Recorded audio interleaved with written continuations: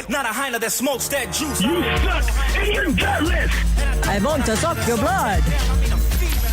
It's a Heine Friday. Yeah, and as somebody who was younger and who was looking out for Big Bro at the But time. he was young. He wouldn't know not to get married. Yeah, what the hell would I have known at 21 years old? He was dropping Miami Heat everywhere. But that's my point. Don't you see that if he would have said to me, hey, listen, I'm dropping Miami Heat.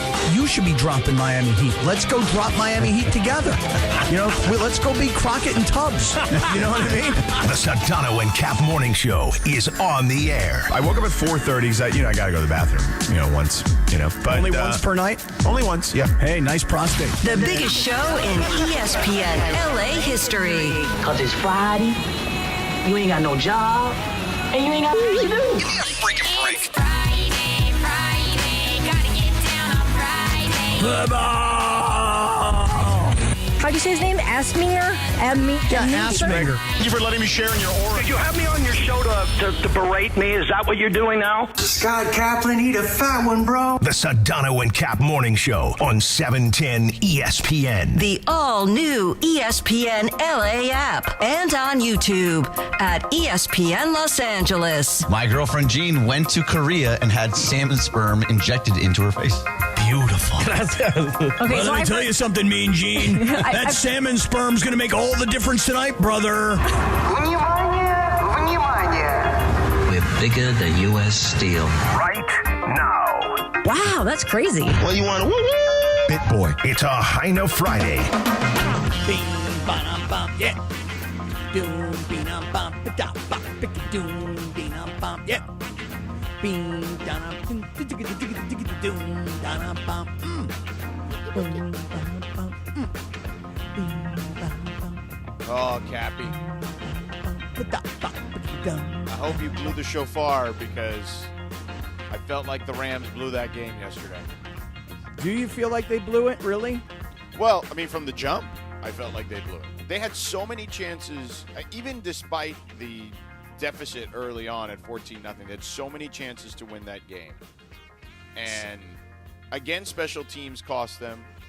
Again, turnovers cost them. There you by go. Kyron That's the big one. That's the big one. And then, again, we can argue about the last play call, and I know everybody has and will, and we probably will do the same. But I'm a big believer in if you can't get a yard, you can't win the game. Right. Like but you don't deserve to win the game. 7:03, by the way. Good morning. Good morning to you. Good morning to you. Good morning to you, By the way, Christopher. the Scumbag of the Game award was given out last night during the postgame show. To who? I gave it to Josh Carty. Because if he could actually make a kick, maybe they would have kicked instead Well, of going I don't for know it. how much of that was on Josh Carter. And it should go to Chris Shula for that gutless defense in the first half. We should go to Cappy on that. Like, Cappy, was that on the kicker? Was that on the line? Have another kick block? Listen, if we want to watch it again, we can watch it on YouTube together. There's the reverse angle, and you just see that old line get just beat up, just blasted through. And so, again, you can argue that Carty may have kicked the ball low. I would argue that the bigger miss is not the blocked PAT. Obviously, that one was a killer. The 53-yard field goal, I realize it's not a chip shot. Everybody assumes it is because now everybody's kicking 60 and 65-yard field goals. But those are kicks you got to make indoor. When I say indoors, with a roof, no weather to deal with, artificial surface. Those are kicks you got to make. But and George, I'm with you. That 4th and 1 play in overtime that ends the game. A lot of people will look at that play and they'll say terrible play call. And by the way, well, I would Sean agree. McVay said so afterwards. Yes, I would agree. Did you watch the postgame? Yes, I did. Yeah. I hated the play call. So let's hear from Coach Sean McVay after the game. Thought about maybe trying to draw them off sides. I took one. They took the other. And it was a poor decision by me right there. But, you give the Niners credit. They made enough plays to be able to win the football game. We had plenty of chances throughout this game. We stayed in it. We fought. We battled. But there's a lot of things that we have to be able to clean up and a lot of football left. But I'm pretty sick right now. I'm sick of the spot that I put our group in to end the game. But, hey, these are the tough beats that you got to be able to learn from and move forward, and that's what we're going to do. Yeah, we all love Sean and love a coach that takes it on himself. But that's really not on him. The last play, 4th and 1, I hated the call. I absolutely hated it. And, of course, the obvious is that if they get it, it's a great play call. I would question the play call, George, mostly because the Rams were down 2 offensive linemen in that game, 2 starting offensive linemen, and they ran to the side where they didn't have Rob Havenstein, their starting right tackle. So I questioned the play call, and I hated it. But can I tell you that if we want to blame Carty for the PAT that got blocked, okay, fine. You want to blame Carty for the missed field goal, that works too. Chris just said he wanted to blame Chris Shula. Hey, look, when you've got a team backed up on their 10-yard line and they've got a backup quarterback and they don't have most of their offensive weaponry and they're able to drive the ball down the field and get themselves into field goal position, you could blame that. But for me, this is my blame. You lost 2 fumbles in this game. One, because you tossed the ball to a running back who didn't catch the ball and lost it in Blake Corum. And George, you're going to fumble the ball going into the end zone. Do you realize that game is over in regulation if Kyren Williams does not fumble at the goal line? And that's been a problem in Kyren Williams' career thus far. Yeah, and Linz, maybe you could do a little bit of research here real quick and find out how many fumbles Kyren Williams has had and how many he's lost. It's a problem. Oh, maybe Bergie's got it. I do have it, actually. Oh. Emily was talking about it on the postgame show last night. Since 2023, he has the most in the NFL with 7. 7 lost fumbles, 10 total fumbles. Well, he should have won scumbag of the game, frankly. Yeah, but really, I didn't want to give it to Kyren because he's a nice guy. No, he is a nice guy. I want to hear the highlight. The Westwood 1 highlight was really good last night. Just for clarity, hold on before you get to Westwood 1. He had 2 in 2023, 3 last year, and 2 already this season. Yeah. Just gutless. Let's hear the play-by-play from Westwood 1 last night. On 1st and goal, handoff Williams, jump cut to the right, diving for the goal line. Did the ball come out? The ball came out at the 1-yard line, and San Francisco recovers. Kyren Williams fumbled the football. He got to the 1, and he coughed it up, and the Niners have it. At the bottom of the pile, it's San Francisco football. Yeah. You see, George, listen, we can all sit here and complain about the 4th down call in overtime. To me, there's 2 ways of looking at it. There's the why the heck would you give the ball to Kyren Williams when he fumbled at the end of regulation when the Rams could win that game at the end of regulation? Why would you go back to Kyren Williams? Then there's the other way of looking at it, which is, hey, a coach really believes in his player, and Kyren made plays after that. Yeah, he did. So, but to me, there were so many opportunities in that game where you saw them on 3rd and 1. They go for it. They don't get it. But then they come back and they get it on 4th and 1. This was 4th and 1. In my opinion, you have to give the ball to your best player, and your 2 best players really are Stafford and Puka. Get the ball to Puka. There was even a 4th and 1 with 8 minutes to go, and they ran a slant pattern to Kyren where Devontae Adams had a screen on the defensive back, and they picked it up for a long gain. I just could keep going on and on and on. To me, there are a lot of things to blame. Kyren Williams fumbling the ball at the goal line is number 1 for me. Yeah, I would agree with you, Cappy. And Kyren Williams' 7 fumbles, to Greg's point, are the most among running backs in that 2+ years span. Yeah. And, you saw, I don't know if you saw, I text during the game, I said, just put in Jarquez Hunter. And I know he's a rookie, but at one point, Kyren Williams was that guy where we were like, oh, man, who's this guy? You know what I'm saying? You drafted Jarquez Hunter. Jarquez Hunter is not a kid who fumbles very much, at least in college he didn't. And even though they are similar in stature, he plays bigger. He plays stronger. He hits the hole with more force. And I'm telling you, he averaged 6.5 yards, nearly 6.5 yards a carry in the SEC. That's not a small accomplishment, is what I would say. Has he honestly, because I don't even know. I don't think he's gotten a carry in the regular Was he active season. Last night? Was he dressed last night? I have to check. Yeah, me too.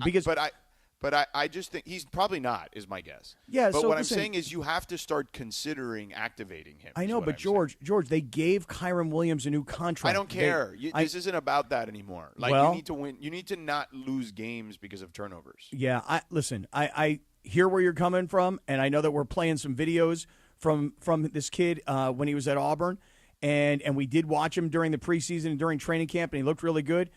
But, again, Blake Corum fumbled a ball that hit him right in the hands. It was a pitch to him.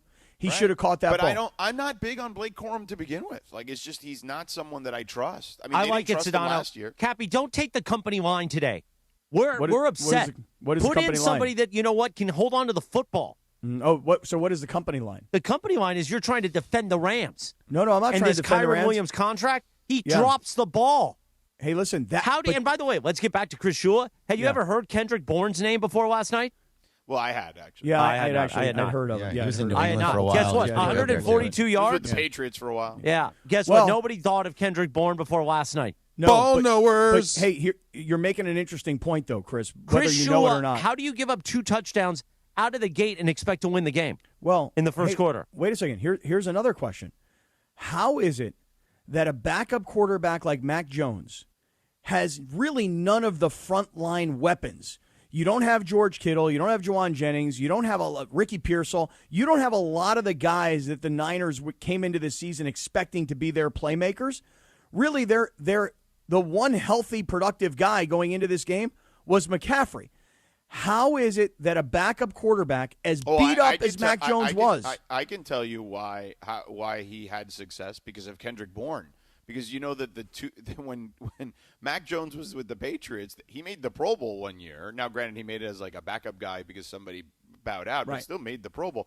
Yep. Kendrick Bourne was one of his main targets in New England, so they had a level of chemistry, and now they've had a whole offseason or whatever it is or they've had some limited time rather.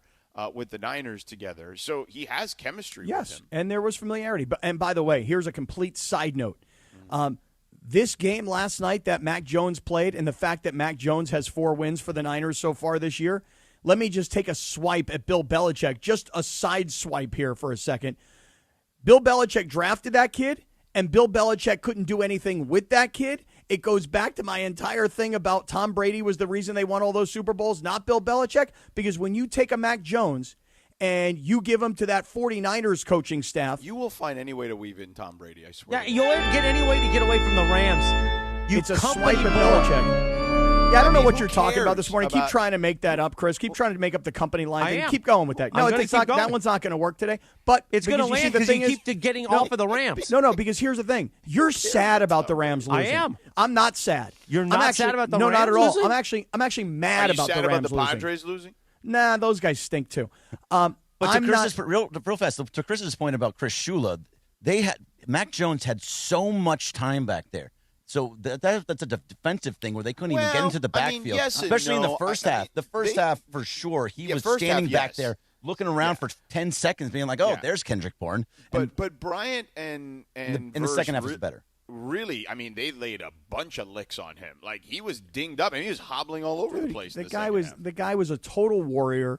Mac Jones last night had a moment where you're going, okay, this is this kid's redemption tour, where people are going to look at him and they're going to go, you know what? Maybe he is a starting quarterback in this league. Maybe it was that New England by the didn't know how way, to Sam coach him up. Darnold. This is what Kyle Shanahan did for Sam Darnold, Right. and maybe this is it. And by the way, Kyle Shanahan, 6 straight wins over Sean McVay as the betting underdog in a game, which ties the longest such streak by one head coach against another in the Super Bowl era. Mike Tomlin beat John Harbaugh 6 straight times as an underdog from 2020 to 2024. So And you know that line got up to 9 points yesterday. And I was so confident that the Rams were going to win this game by double digits because you I back mean, you up were confident quarterback. before all the changes. Oh, I was super confident that the Rams were going to win this game by double digits, no doubt in my mind.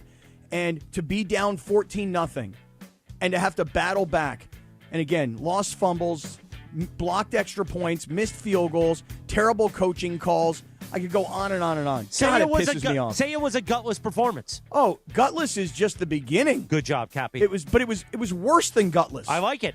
Let's take a quick time out to talk about our friends at Prize Picks. Listen, Love you to. want action in the state of California? Prize Picks is the place to be. Download the Prize Picks app. Use the promo code CAPPY, K-A-P-P-Y. First $5 play gets you a $50 bonus. And look, it's as simple as more or less.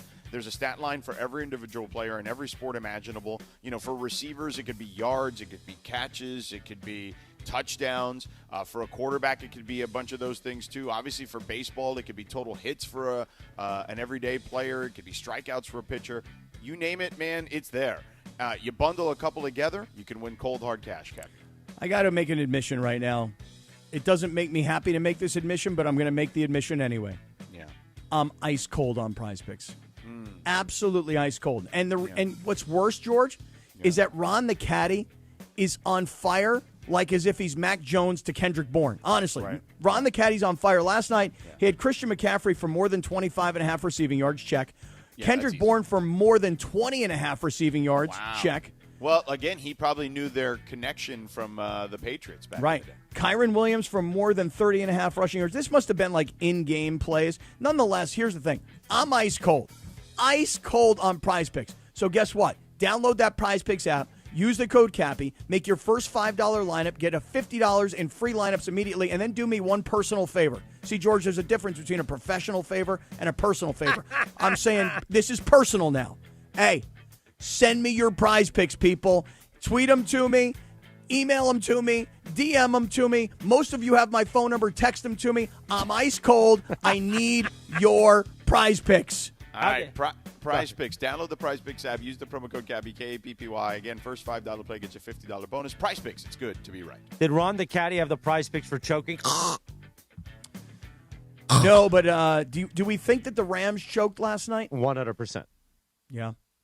You can't I mean, fumble a choke on a doesn't have game-winning. to be at the end, I would say. Yeah. You're exactly right. Multiple chokes. Right. Can be multiple chokes on a Friday. I would say the biggest choke of them all is that you're theoretically at home. And I say theoretically because, honestly. Oh, my God. That was not a home game. Yeah. I mean, it's unbelievable. It's unbelievable how the Niner fans take over this stadium. So here's something scary. As we were walking up, Tommy and I were walking up, I go, oh, my God, there's so much red. Then later on, I said to Travis, oh, my God. It's insane how much red. And he goes, it's gotten so much better, Chris. Like, it's more balanced now. Now, a lot of the shots on Amazon look a lot more red than what you saw. But in the postgame at Hollywood Park Casino last night, the amount of Niner fans, they're everywhere. They were like cockroaches everywhere. It was to the point were they well behaved last night? Or because, Niner fans have their reputation isn't like Dodger fans necessarily, but Niner fans are gnarly and violent. They weren't violent, but a lot of them got in my face based on my commentary last Sunday when I said they were all gutless bums. So they had a lot to say to me. Why the Dodgers shot out of nowhere? There was no need for that. Well, I mean, it wasn't intentional. It's just it was perception. Intentional. It was intentional. Okay. I hardly want pants. But hey, listen, again, don't be taking it out on the Dodgers just because the gutty little pods, lost yesterday. They stink. In Chicago. They stink. And, I guess I won't be covering a parade. You were talking about me covering a parade. They couldn't even get out of the wild card. And you know what? Good news for you. You'll never have to cover a parade. Never, ever, ever will you have to cover a Not Padres with Machado parade. as your leader. No, Absolutely not. And you know what, Bergie? That's kind of the thing right there, is that guy, if he's going to be your leader, then you got no shot. None. I would do anything I could do to find a way to get rid of that guy. That's why I was so happy when he left the Dodgers. Like, get him out of here. Johnny Hustle doesn't need to be here, okay? I kind of forgot that he was even on the Dodgers. Yeah, good. We should forget no all about offense. that. It's not like any of the Padres did all that well. No, they didn't. But Jackson listen, Merrill, I guess you could say, had a decent series, and that's kind of about it. No, and listen, Tatis and Machado should be ashamed of themselves today. And It's listen, called Tatis. we can all sit here and we can all talk about calls, referees, umpires, whatever. That's fine. And You wanna didn't they blame it- get into a fight with the umps after the Well, game? at They were going to at the end of the game. I will say this: the last couple of strikeouts or last couple of calls at the plate were rough for them. They were not strikes. There was a call, strike 3 on a 3-2 pitch.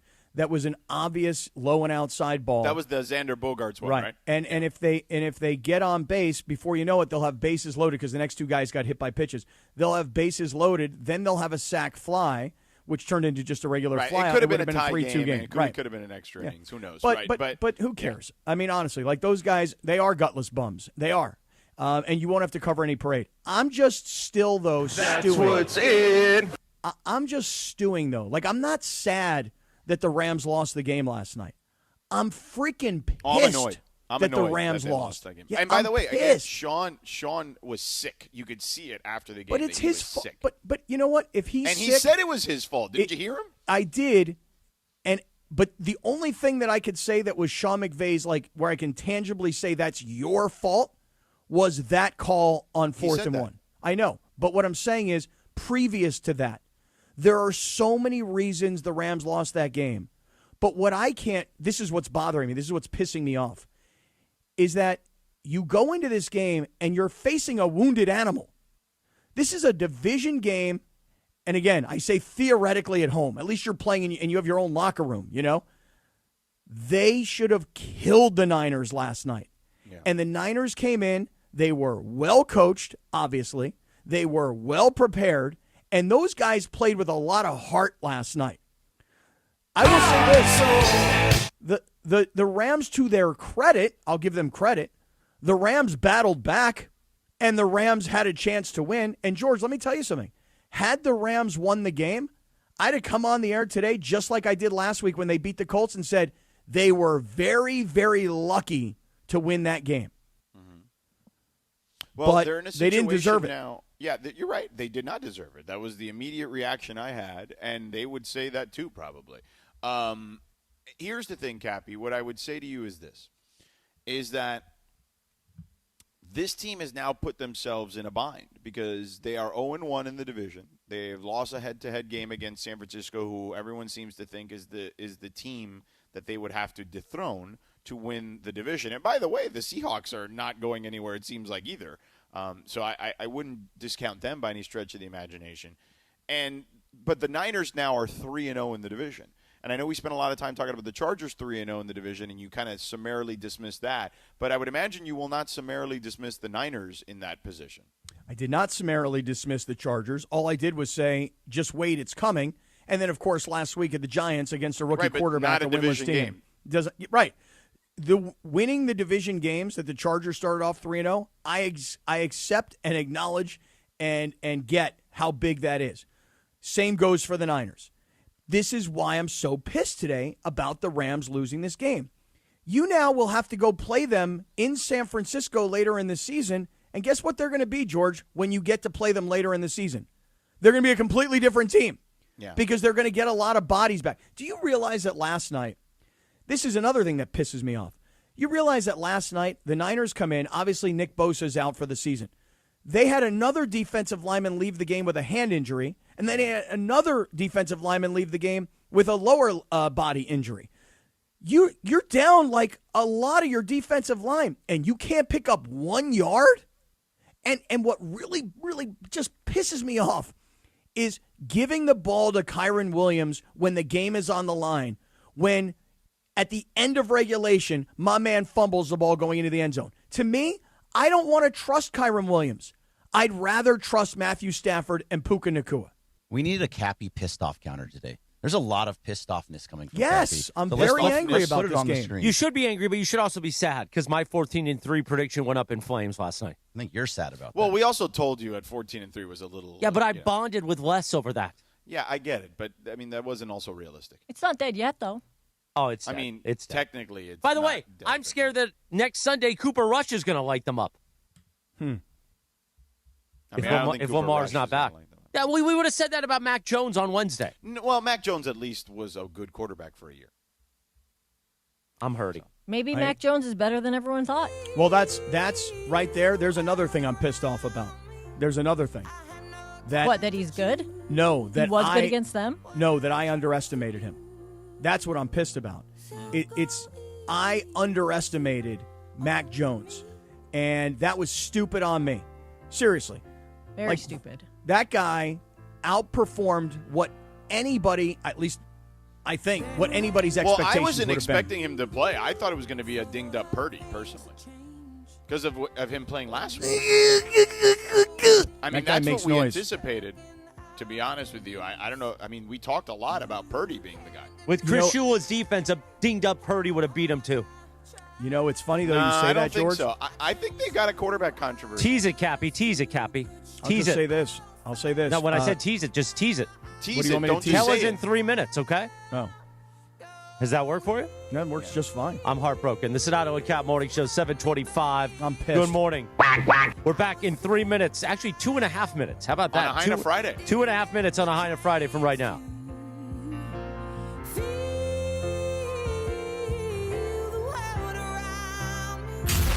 The Sedano and Kap Morning Show. We'd like to thank our founding partner, Providence.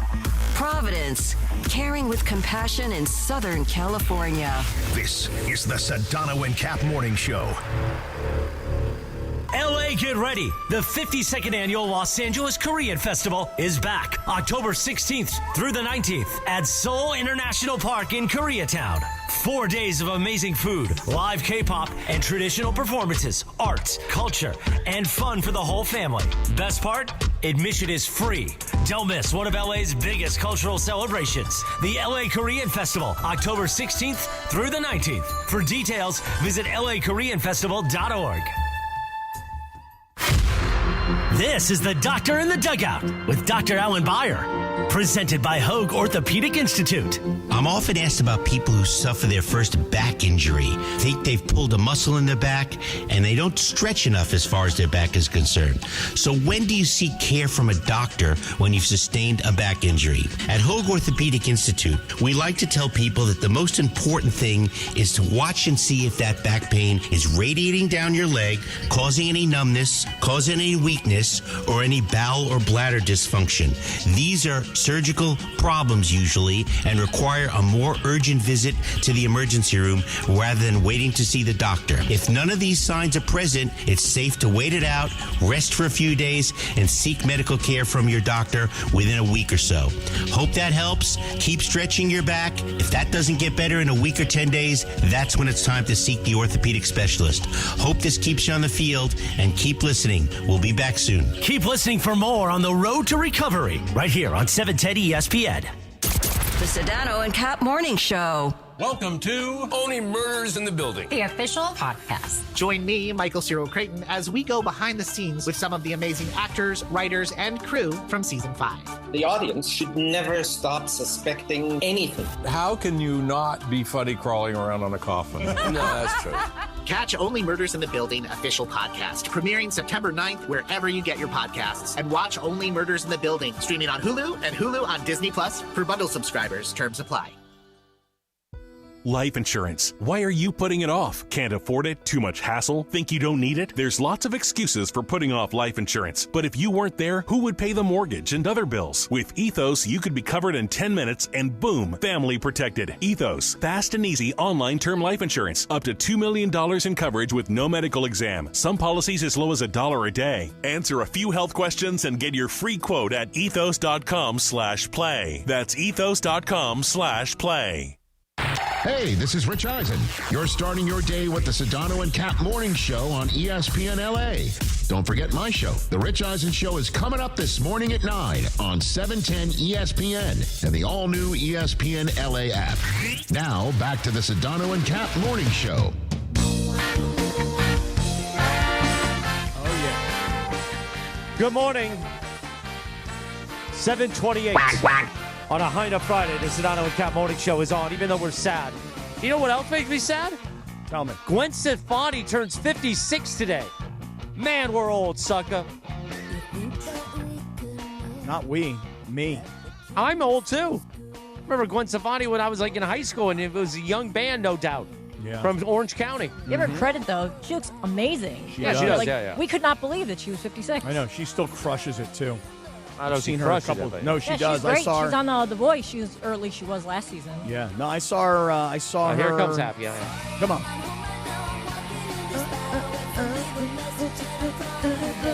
You know, I once made this my house answering machine message.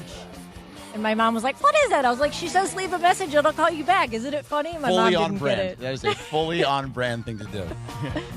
By the way, this Saw Red with Sublime, when she sang Saw Red with Sublime, that was amazing. She's been around for so long. I know she has. Great.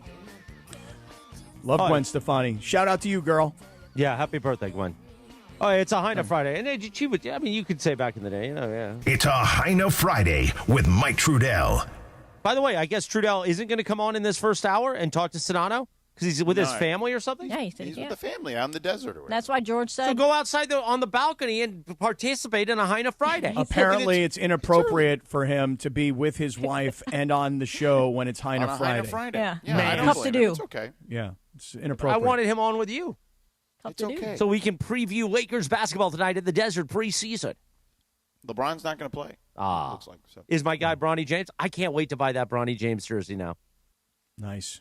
Because you love him Bronny. now? Who do you love more, Bronny or Les Snead? I mean, did you tell Bronny that they're going to be like 66 and 5 or something? I shook Les's hand last night on the sideline. Yeah, I saw that. Before the game, and now this humiliation today. Yeah. Wait, did you shake Les's hand before or after he brought it in with Ric Flair? Before. I was before. Woo! Man, Ric Flair. He is. There was a lot last night on the game broadcast. Well, and then they had him on in the pregame. Yeah. And is it Carissa Thompson? Is that who's the anchor? And she says to him, she goes, "Hey, we just played the styling and profiling, jet planes and cowboy boots, the whole thing." And she goes, "Where did this whole thing kind of come from?" It's like, girl. I mean, the guy's like on death's doorsteps. You know what I mean? Like, that's not. I don't know that we're going to get too deep into that right now. That's probably the only thing that he could answer a question about because it's well, the he only didn't thing answer it. I know he just said, "Well, I just kind of." Yeah, it was sad, guys. It's It's sad. Yeah, it doesn't look good. He shouldn't be doing interviews on TV Does not look anymore. good. Yeah, it does not look good. Meanwhile, it's one of my heroes. Yeah, no, absolutely. Meanwhile, we teased something before the break, Cappy. What were you going to get into? Well, the thing is like you can be sad about what happened last night. And you can think, well, how did the Rams possibly lose this game? George, we've already started to document all the different reasons. For me, one of the big ones is, and I think we, and maybe even they, meaning the Rams, may have completely underestimated the 49ers because of the injured players that, they just don't have access to. All these wide receivers and their best tight end and their starting quarterback who they gave like $50 million a year in the offseason. And, I mean, everything said the Rams should win this game. And honestly, because of how hurt San Francisco was, the Rams should have won this game easily on paper. And then the Niners came in. We always know they're well coached. But to have a quarterback who, again, I'm going to say most of us did not have much respect for because of his, I'll put this in quotes, failures in New England, for him to come in and have this kind of a game, for Kendrick Bourne, who, Chris, to your point, not a lot of people really were familiar with his work, for him to have this kind of a game. But again, I'll just go back to this. The late, great Marty Schottenheimer would always say, if you lose the turnover battle, 80% of the time you will lose the game, and the Rams lost the turnover battle. And there were two pathetic fumbles in this game. Blake Corum, earlier in the game, Stafford pitches him the ball. He drops it, turnover, lost. And Kyren Williams, they like him. They paid him. They believe in him. But you cannot lose the football going into the end zone at the end of regulation. It's game, set, match. You want to blame Sean McVay for a bad call on 4th and 1? I'm there with it. You want to blame Josh Carty or the offensive line for getting a PAT blocked or missing a 53-yard field goal? I'm here for that too. But the fumbles, particularly at the end of regulation, dude, there's a minute to go. You cannot fumble. The whole team is in your hands. You cannot fumble that football. Would you please work with me right now? Because I'm just going to keep rambling. I mean, no, you're right. I mean, I'm not jumping in only because I agree with you. You can't fumble the football. That is a problem. It's why I've said maybe you have to activate Jarquez Hunter. You have to consider maybe a third running back in the equation here. And I know it's tough if he doesn't play special teams, but maybe he can play special teams. I don't know how it is you have to do that, but this is becoming a real problem with Kyren Williams because, again, prior to this season in the last two, he had 5. And now he's got 2 already, and we're only, 5 weeks into the season. That's not, It's not good. That's not palatable. There's not a way you can win games that way consistently if you're putting the ball on the ground. And George, it does. It costs you games. Kyren Williams' fumble last night to me is reason number 1 they lost that game. Yeah. But when you look at the Ravens, just as an example, we've seen Derrick Henry lose 2 crazy fumbles already this year, and it's cost the Ravens games. Fumbling the football, turnovers are what kills teams. And Kyren Williams last night to fumble the ball with 1:05 to go on the goal line is absolutely, utterly unacceptable. And what really, again, this is what pisses me off. Is that for me? I'm Sean, sorry, Cap, but George is George's reaction there was amazing. It was beautiful. Happy counter 9. I'm at 9 or I'm at 10 pissed offs. What pisses me off is to give Kyron Williams the ball on 4th and 1 in overtime. I love the guts to go for it. That I love. Yeah. But I hate the play call. You've got offensive linemen who are banged up and hurt. Your starting right tackle is out of this game. Where do you run? To the right side. You know what, really? Gosh, I'm going to get more angry. You ready for this? Are you More pissed off? off. Are you pissed off? Yes, I'm pissed off. Let me ask you guys a question. Does anybody remember a game 2 weeks ago against Philadelphia where they didn't get a 4th and 1 and they gave the ball to Kyron Williams and they ran the same freaking play? Does anybody remember that? Yes. Okay, guess what? You know who else remembered that? Who? The 49ers. Yeah. Robert Saleh, their defensive coordinator. They all remembered it. Oh, it's 4th and 1. They're going for it. Look, they're all bunched up on the offensive line. Gee, I wonder what they're doing. But Matthew Stafford had been playing amazing at overtime. Why not let him pass the ball? Why not run a jet sweep? Why not do something? But listen, there is an old adage of if you can't gain a yard when you need it, you don't deserve to win the game. You're right. I think That is true.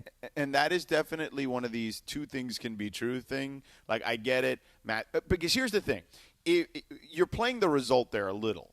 And what I would say by that is this. If Matthew Stafford drops back and he gets pressured and he can't get the ball off cleanly and they throw an incompletion or something, you guys are screaming at the TV, why are you throwing it there? Why can't you just run it? If you can't gain a yard, you don't deserve to win the game.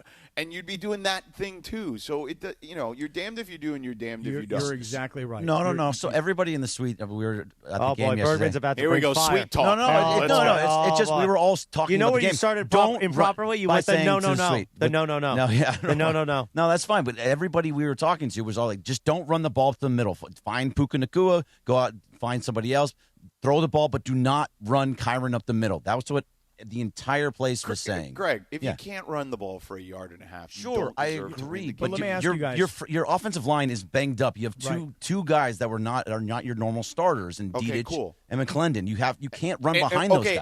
And if but if they've also been blown up in a lot of different situations too. So if they drop back to pass, you're expecting them to be able to pass block. He was protected for the entire overtime. George, your point is Okay, right but on. all it takes is one guy to get by them. So you the same offensive line, you're not trusting to run the ball. You're saying that just because they protected him in overtime in a very small sample size, that you think that when the game is on the line, that you would trust them there in that situation. Yes, because Matthew Stafford had 389 yards passing and I think 2 or 3 touchdowns passing.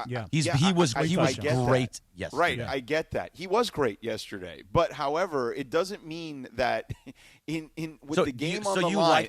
So you like the call. I don't care. You got to get a yard. Get it however you're going to get it. But my point to you is you would criticize them regardless if they failed. That is true. No, hold on. That's true. Had they gotten the first down on the run, we'd all been like, hey, good, that's what you're supposed to do, and that's what you're supposed to be able to do. And if they ran a different play and they didn't pick it up, let's say they were going to throw the ball with Stafford and Nacua, then you'd say, if they didn't get it, you'd be like, why'd they throw the ball? There's no doubt they're damned if they do, they're damned if they don't. 100%. Yes. However, 100%. hold on. Do we think Sean McVay is a smart guy? Do we think he's a smart coach? Yeah. Do we think he's a creative guy? Got a creative offense? Yeah. So for me, what I'm thinking to myself is come up with something that's just an ounce creative, because you're running the ball behind a backup offensive line. But now, what would classify as that? I'm just curious. For me, here's what I would have done. I would have play actioned to Kyron Williams. I would have sprinted. I would have sprinted Stafford out, and I would have thrown the ball to Nacua, and I would have had a tight end in the back of the end zone if I need a second option. Or I could have done what they did. I could have done what they did earlier. That was nice. 8:18 to go. 8:18 to go in the fourth quarter. I could have done the exact same thing. They threw a ball to Kyron Williams out of the backfield on a slant where Devontae Adams screened the defensive backs, and they picked up like 25 yards. There were a million other things they could have done. They just decided, hey, we're going to play tough guy football. And you know why they decided to play tough guy football? Because regardless of having 2 offensive linemen out, when you look across the field at San Francisco, they have 3 starting defensive linemen out. Right. So, hey, you know what? We should be able to pick up a first down on 4th and 1. I'm You showing should be able my to pick team up a yard and a half. I'm showing my offense. I'm confident in you guys. I believe the game is on the line. It's like when this is what Chris would say, that we believed in you, Cappy. Thank you. It's true. Thank you. To be the straw that stirs the drink. Yep. We believe in us. That's right. You tell him, Coach. So what I said to Travis, we were at HBC waiting for the postgame show to start watching the game. Yeah. I said, just go for it. Go for the touchdown. Yep. They're not expecting that. And he said, but if they don't make it, we're going to be all over them. Well, it happened anyway. He fumbled. Yep. Or excuse me, no, he didn't fumble. He got stopped. And by the way, I want to hear, we played the Westwood One highlight. Let's listen to JB Long on the call. It's a minute 10, but I think it's going to be a minute 10 of goodness. Last night, right here on ESPN LA. Kyron Williams is the tailback. They trust him with the handoff. He waits for a crease, drives down the hash marks, and he is stopped. Stopped and fumbled. The Niners say they have it. San Francisco is this is the fumble. That's on me. That's all right. We're showing that on YouTube. At the 1 yard line, did Kyron cough it up? 49er football. No way. I'm afraid to say yes way. That's punched out. 1:02 left. 3 timeouts. Alfred Collins forces a fumble. And if that isn't a quintessential summation of just an abysmal night of self-inflicted mistakes tonight at SoFi Stadium for the Rams, I don't know what is.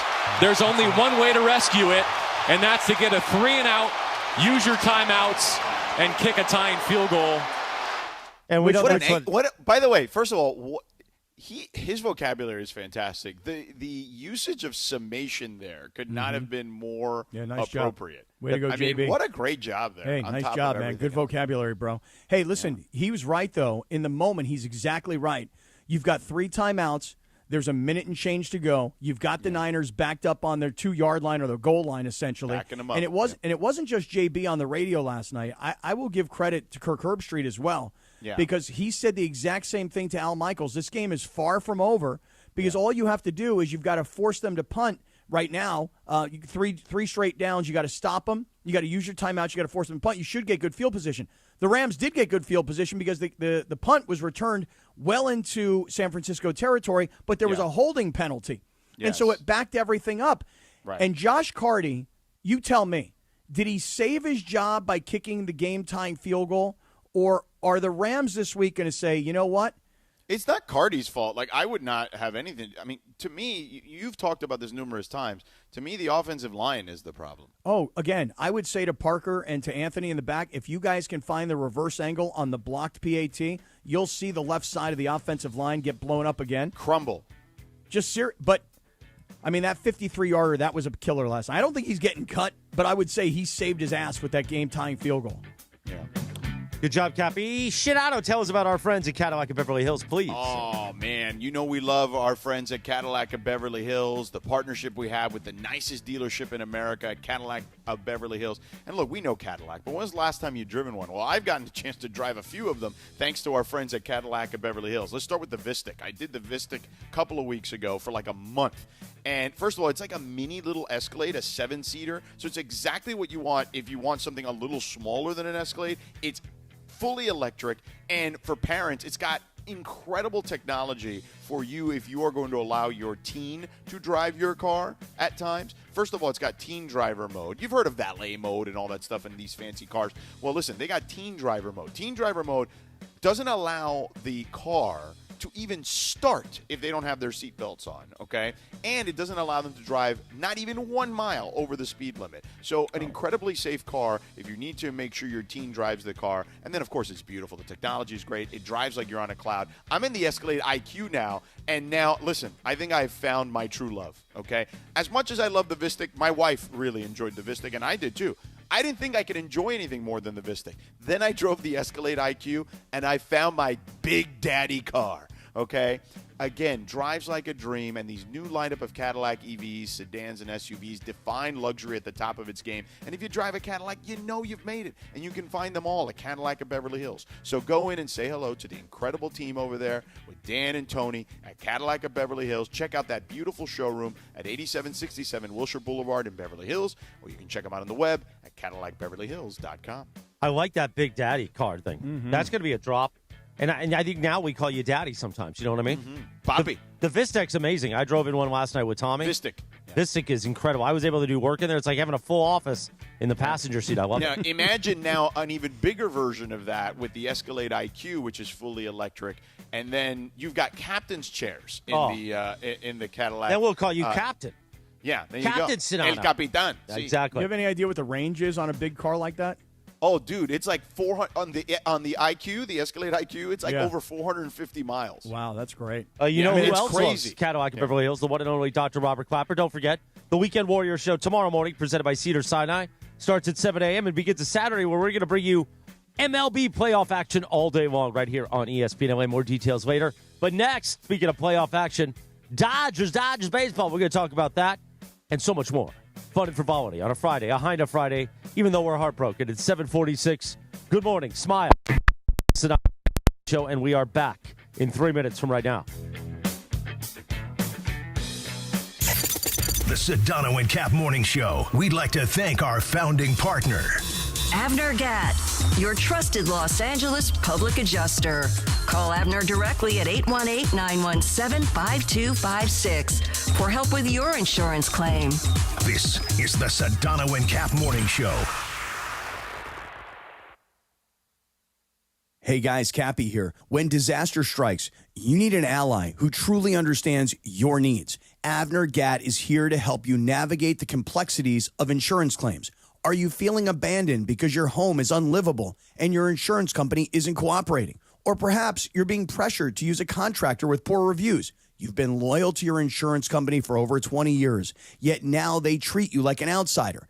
Avner Gatt knows how to turn the tables. We protect homeowners from the games and fine print that insurance companies are known for, and we cover all of Southern California, ensuring your voice is heard and your home is restored. Visit AvnerGatt.com or call 818-917-5256.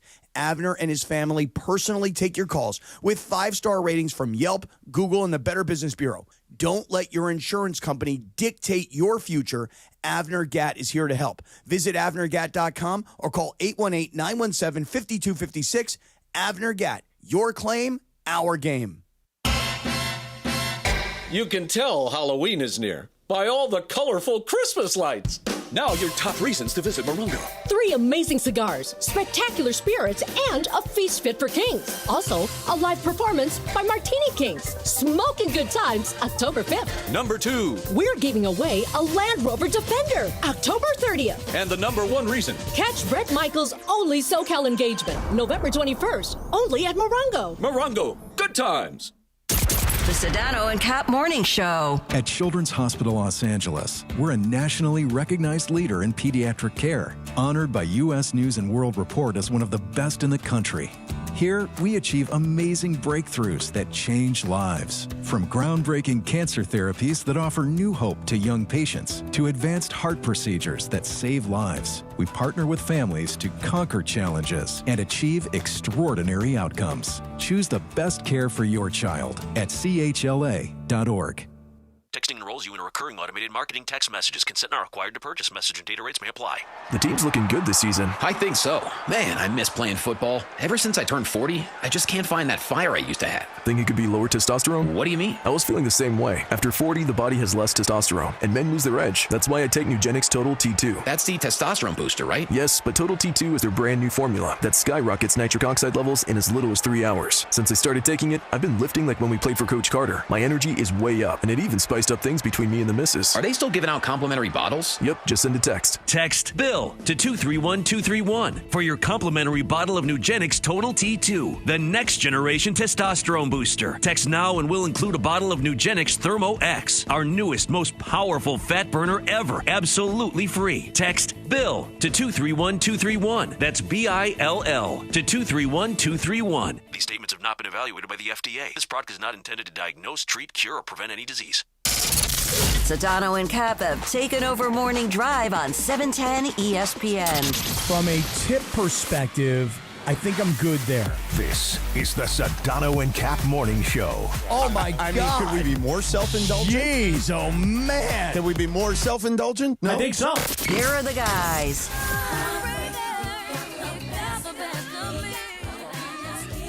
7:50. Good morning. On a Hinda Friday. Speaking of Highness, on this day back in 1999, the number one R&B song, Mariah, featuring Jay-Z. Heartbreaker, Cappy.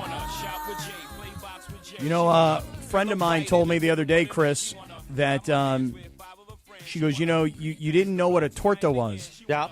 And she told me, she goes, I'm a torta.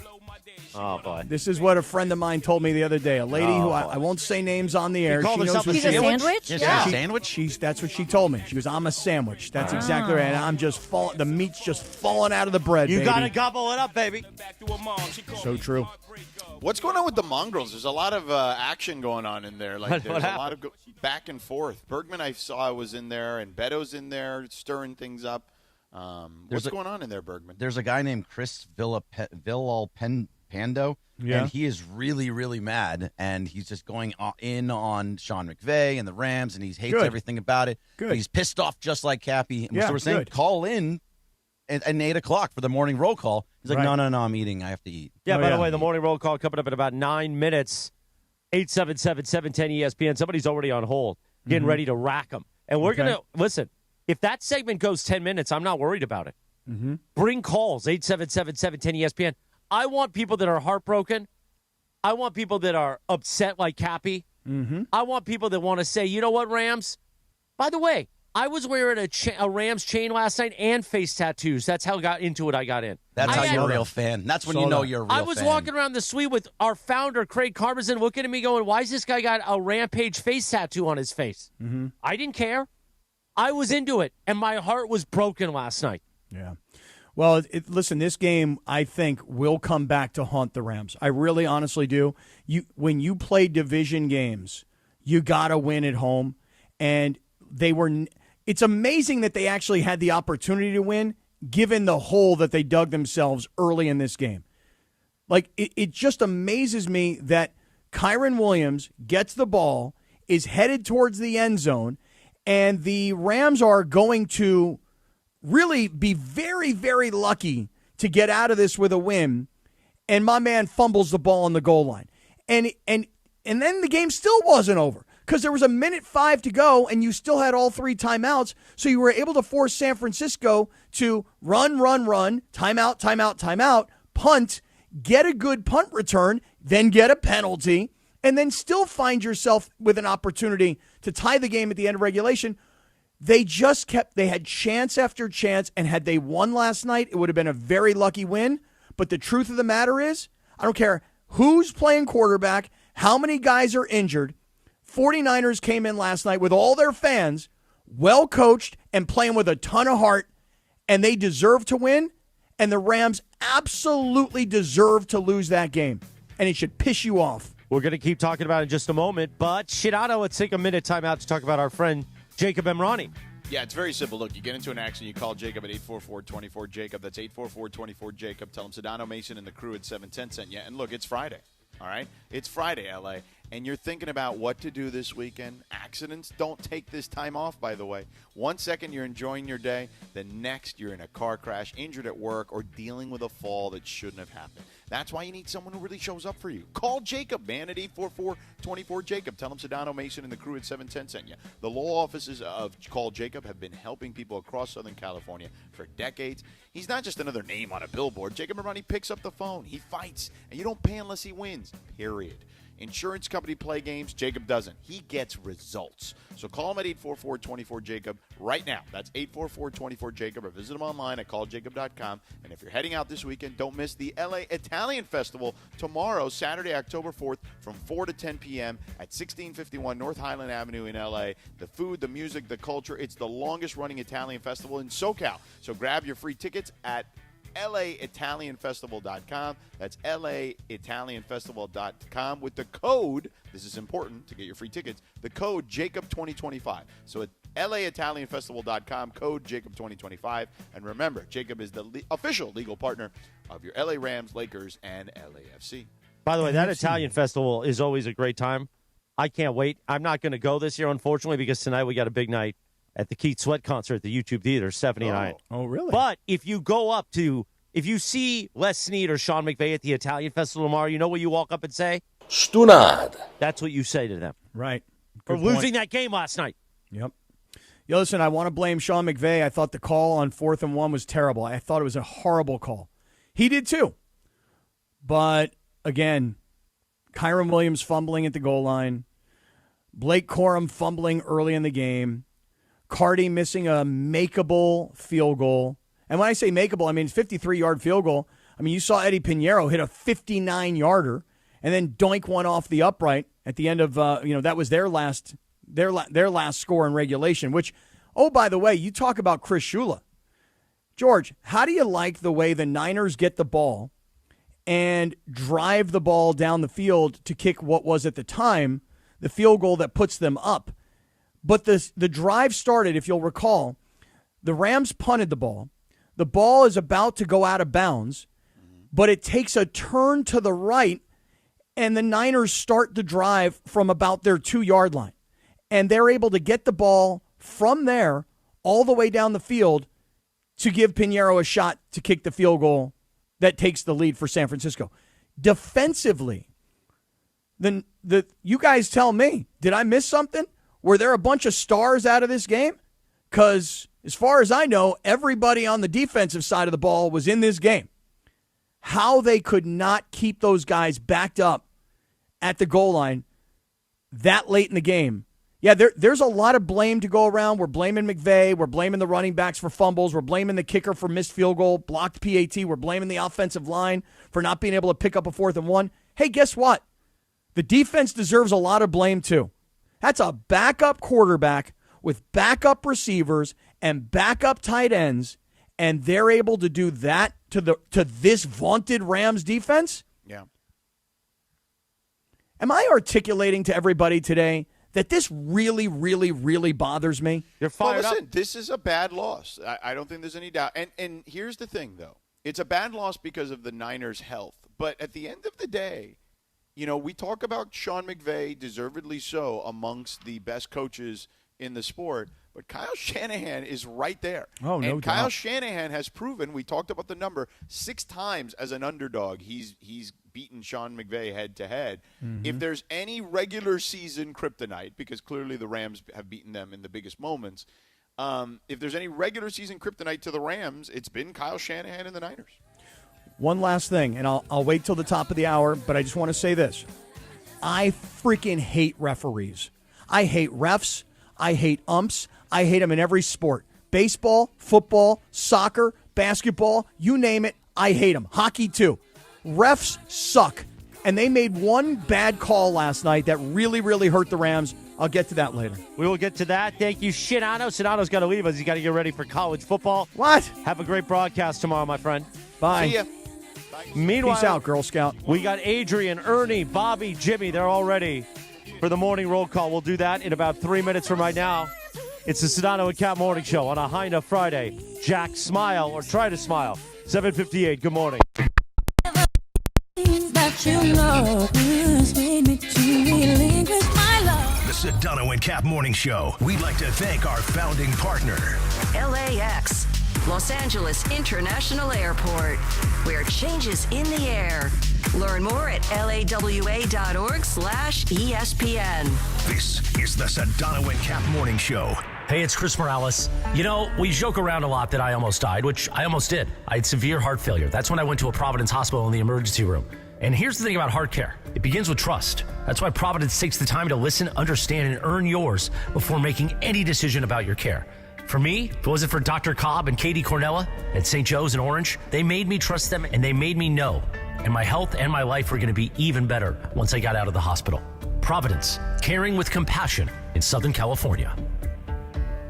Hey guys, it's producer Lindsay, and this football season, it's time to celebrate game day with Stella Rosa wines. From tailgates to touchdowns, Stella Rosa brings the flavor and excitement with your chance to win a trip to a major football game on January 1st. Prizes include game tickets, airfare, and hotel accommodations, all covered by Stella Rosa. Sip, cheer, and celebrate all season long. Enter now at stellarosa.com/tailgate2025. Must be 21 years of age or older. Please enjoy responsibly. Hey, Laker fans, are you juggling work and family, chasing big goals while keeping everything else on track? You're in Ander, and National University gets it. That's why they have flexible online courses, career-focused programs, and real support for busy students who do it all. Whether you're building a career, raising a family, or going after your next big win, NU helps you crush your end game and your end game. Make your move at nu.edu. Don't sit on the sidelines if you've been injured in an accident. Hey, it's Travis, and at Normand Legal, Joseph S. Normand and his team are ready to go full contact for your case. They'll rush the defense, tackle the insurance companies, and drive it all the way into the end zone to get you the maximum compensation you deserve. Call the winning team now at 213-747-1234, 213-747-1234, or visit normandlegal.com. Don't fumble your future. Your recovery is their priority. Call Joe now and score a touchdown with Normand Legal. The Sedano and Kap Morning Show. Stunad. Park, party, and play at Hollywood Park Casino, LA's hottest card room. Pre-game with friends on game days inside Century Bar and Grill and enjoy daily lunch specials. Or catch up over a late-night dinner. Step into Ray's Lounge and enjoy live music, DJs on the weekends, and savory crafted cocktails. The only spot where you can park, party, and play 24/7. Hollywood Park Casino now open. Located next to the Forum at SoFi Stadium and the all-new Intuit Dome. For more info, go to playhpc.com or follow them at PlayHPC. Must be 21 plus to enter. Hey, fans! Welcome back to Fansville's Cheers and Tears. Oh. Okay, so like everybody deals with losing, right? To a rival on a last-second field goal. Whatever, it's fine. I'm totally fine. But I cope with losing with an ice-cold Dr. Pepper. Those 23 flavors are like so delicious. They totally wash away the pain of your college football team taking a big fat L. College football, it's a pepper thing. A Progressive Home and Auto Bundle can protect you round the clock, but we can't protect you from those painful moments in sports. Oh, I can't believe we blew a 5-touchdown lead. Sure, but you got to feel like they were going to win for almost the entire game. But I was about to buy playoff tickets. So you were prepared for a good time. That's pretty nice. It's the worst loss any team has ever had. And you got to witness history. Okay, we're done here. Well, at least your home and auto are protected with a bundle from Progressive. Progressive Casualty Insurance Company affiliates and other insurers. Not available in all states or situations. This is the Sedano and Kap Morning Show.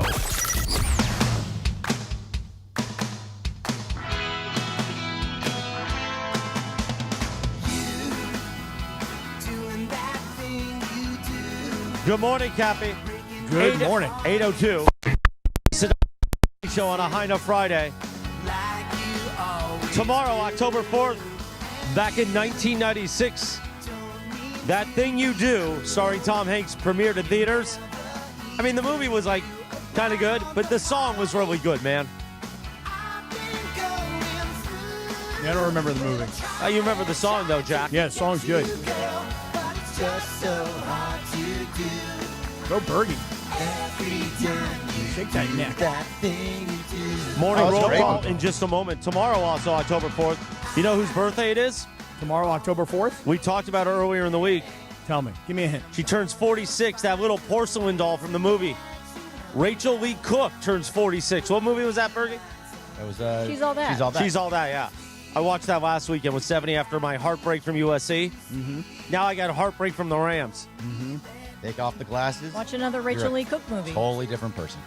Yeah, exactly. Although sometimes I'm like the glasses on, you know what I mean? Was Otis the Bunny watching the movie with you guys? Oh, yeah. Of course Otis was there. Otis likes that movie, huh? Oh, she loves it. She also loves Pearl Jam. How come Otis's name is Otis when she's a she? Isn't that usually a dude's name? Because Stephanie thought at first it was a he. Oh, really? So then she renamed her middle name, so she's Otis Rose. You know what I'm saying? That happens a lot. My cat, I named her Buddy because I thought she was a boy. So, you know, that didn't pop as much as the Otis Just thing, saying, apparently. You guys don't turn the animal over and take a look at its genitals and decide. I mean, come on, Cappy. I don't really know, especially when you're, I don't know. Hey, it's 8:04 in the morning. Good morning. The Sedano and Kap Morning Show. Time for call. Who's it brought to you by, Cappy? It's brought to us by Morongo Casino Resort and Spa. Good times, less than 90 minutes from wherever you are. This ought to be a good morning roll call. Okay, we got Adrian, Ernie, Bobby, Jimmy. We're going to get to you. Let's start with Adrian in Miami, apparently. Adrian, good morning, sir. Good morning, guys. Good morning. Huge Rams fan, absolutely devastated, and I really think it's time that people start to question how good of a coach McVay is. This loss is completely, as is the Eagles game, completely 1,000% on him. In-game adjustments. Shula comes out with a defensive game plan that is embarrassing in the first half. They make no adjustments. They continue to just let them dink and dunk. They are one of the worst tackling teams I've seen. Omar Speights and the three cornerbacks that they shouldn't even be in the NFL. They continue to let them play. McVay doesn't hold people accountable. Kyron Williams, after that fumble, Bill Parcells would have cut him. Forget about giving them the ball again or saying, I love him and, it's on me. Accountability. And the last thing is that I don't think anybody has talked about. The 49ers haven't played from behind in the whole game. How about win the coin toss in overtime, take the ball, maybe score, and put them under some pressure now? Instead of deferring, they kick a field goal. Oh, by the way, where our field goal kicker kicks it out of bounds and they start on the 45-yard line again. So we give them a short field again. They take the lead, and now we're playing with the pressure. Terrible coaching. I think you really have to question McVay. His special teams coordinator still has a job, which is shocking to me. The field goal kicker looks like he has no confidence. Forget about the offensive line. The D-line is the only positive thing we have on this team, and they got completely manhandled and punched. Oh, I know. I hit that off. But Adrian, really good call. That was good. That was an outstanding call. Good job, Adrian. Honestly, hey, Adrian, it was a phenomenal call. Phenomenal. I will say this. I don't agree with everything you said. I agree with 90% of it. But I'm same. And I love the passion, and I love the anger, and I love that you're as pissed off as I am. I don't blame it all on McVay. However, I will blame McVay for the 4th and 1 call. I thought it was a terrible call, especially to your point, exactly what they did in Philadelphia. It didn't work. How about a little bit more creativity? But again, I'm going to blame Kyron Williams because when you hold on to the football, you're carrying the entire football team and the organization and the fan base in your hands. You cannot fumble that late in the game going in because that game is over in regulation if Kyron Williams doesn't fumble the ball. Lines are lit up. Morning roll call. I like it today. Let's go to Ernie in Palos Verdes. Ernie, we say good morning to you, sir. What's up, Big E? Good morning. Good morning, guys. I'd like to know if anybody's been watching that play by when Kyrie Williams fumbled the ball. Mm-hmm. I like to see if anybody's, or I like to hear if anybody's seen that play frame by frame from behind. They have a shot from behind in slow motion when he carries the ball. First, that Lucas, number 36, 49ers, hits him in the helmet with his helmet. That's helmet to helmet. Come on. No, that's it. That's it, Ernie. I'm done. Bad call. Bad call, Ernie. I'm done. Bad call. Do not try to defend Kyron Williams Bad call. with a nonsensical helmet to helmet. It by got the way, punched out. Put your other hand on the ball. Well, and listen, helmet to helmet when a defensive lineman hits a quarterback, helmet to helmet when a DB lights up a receiver, that's the stuff that's getting called. In the middle of a scrum, that ain't getting called. You know what you are, Ernie, for that call? You're gutless. Yeah, Ernie, I'll tell you when it's an awesome call. That call sucked. Let's see what Bobby and Hawthorne's got. Bobby, good morning. Oh, terrible night. I'm a big Ram fan since the late 60s. I hate red. I hate the 49ers. Cap, I used to listen to you years ago at nighttime. You were the one guy that used to put blame on Sean McVay when nobody did. And this guy keeps on calling the same play, whether it's 4th and 1 or 3rd and 1, never gets a yard. He has that syndrome that the water boy had. Remember Henry Winkler when he played that coach, how he couldn't coach against him? He has that same thing towards some other coaches where he just doesn't know what to do and he kind of like loses it. Yeah. Last night, Shula should have ran blitzes left. I would have, Mac, that guy shouldn't be throwing these dunks. He should have ran blitzes from everywhere and get him out of the game. It was terrible. Yeah, terrible you know game. what I was thinking about? I was thinking about there was a 3rd and 1 call. This is like midway through the 4th quarter.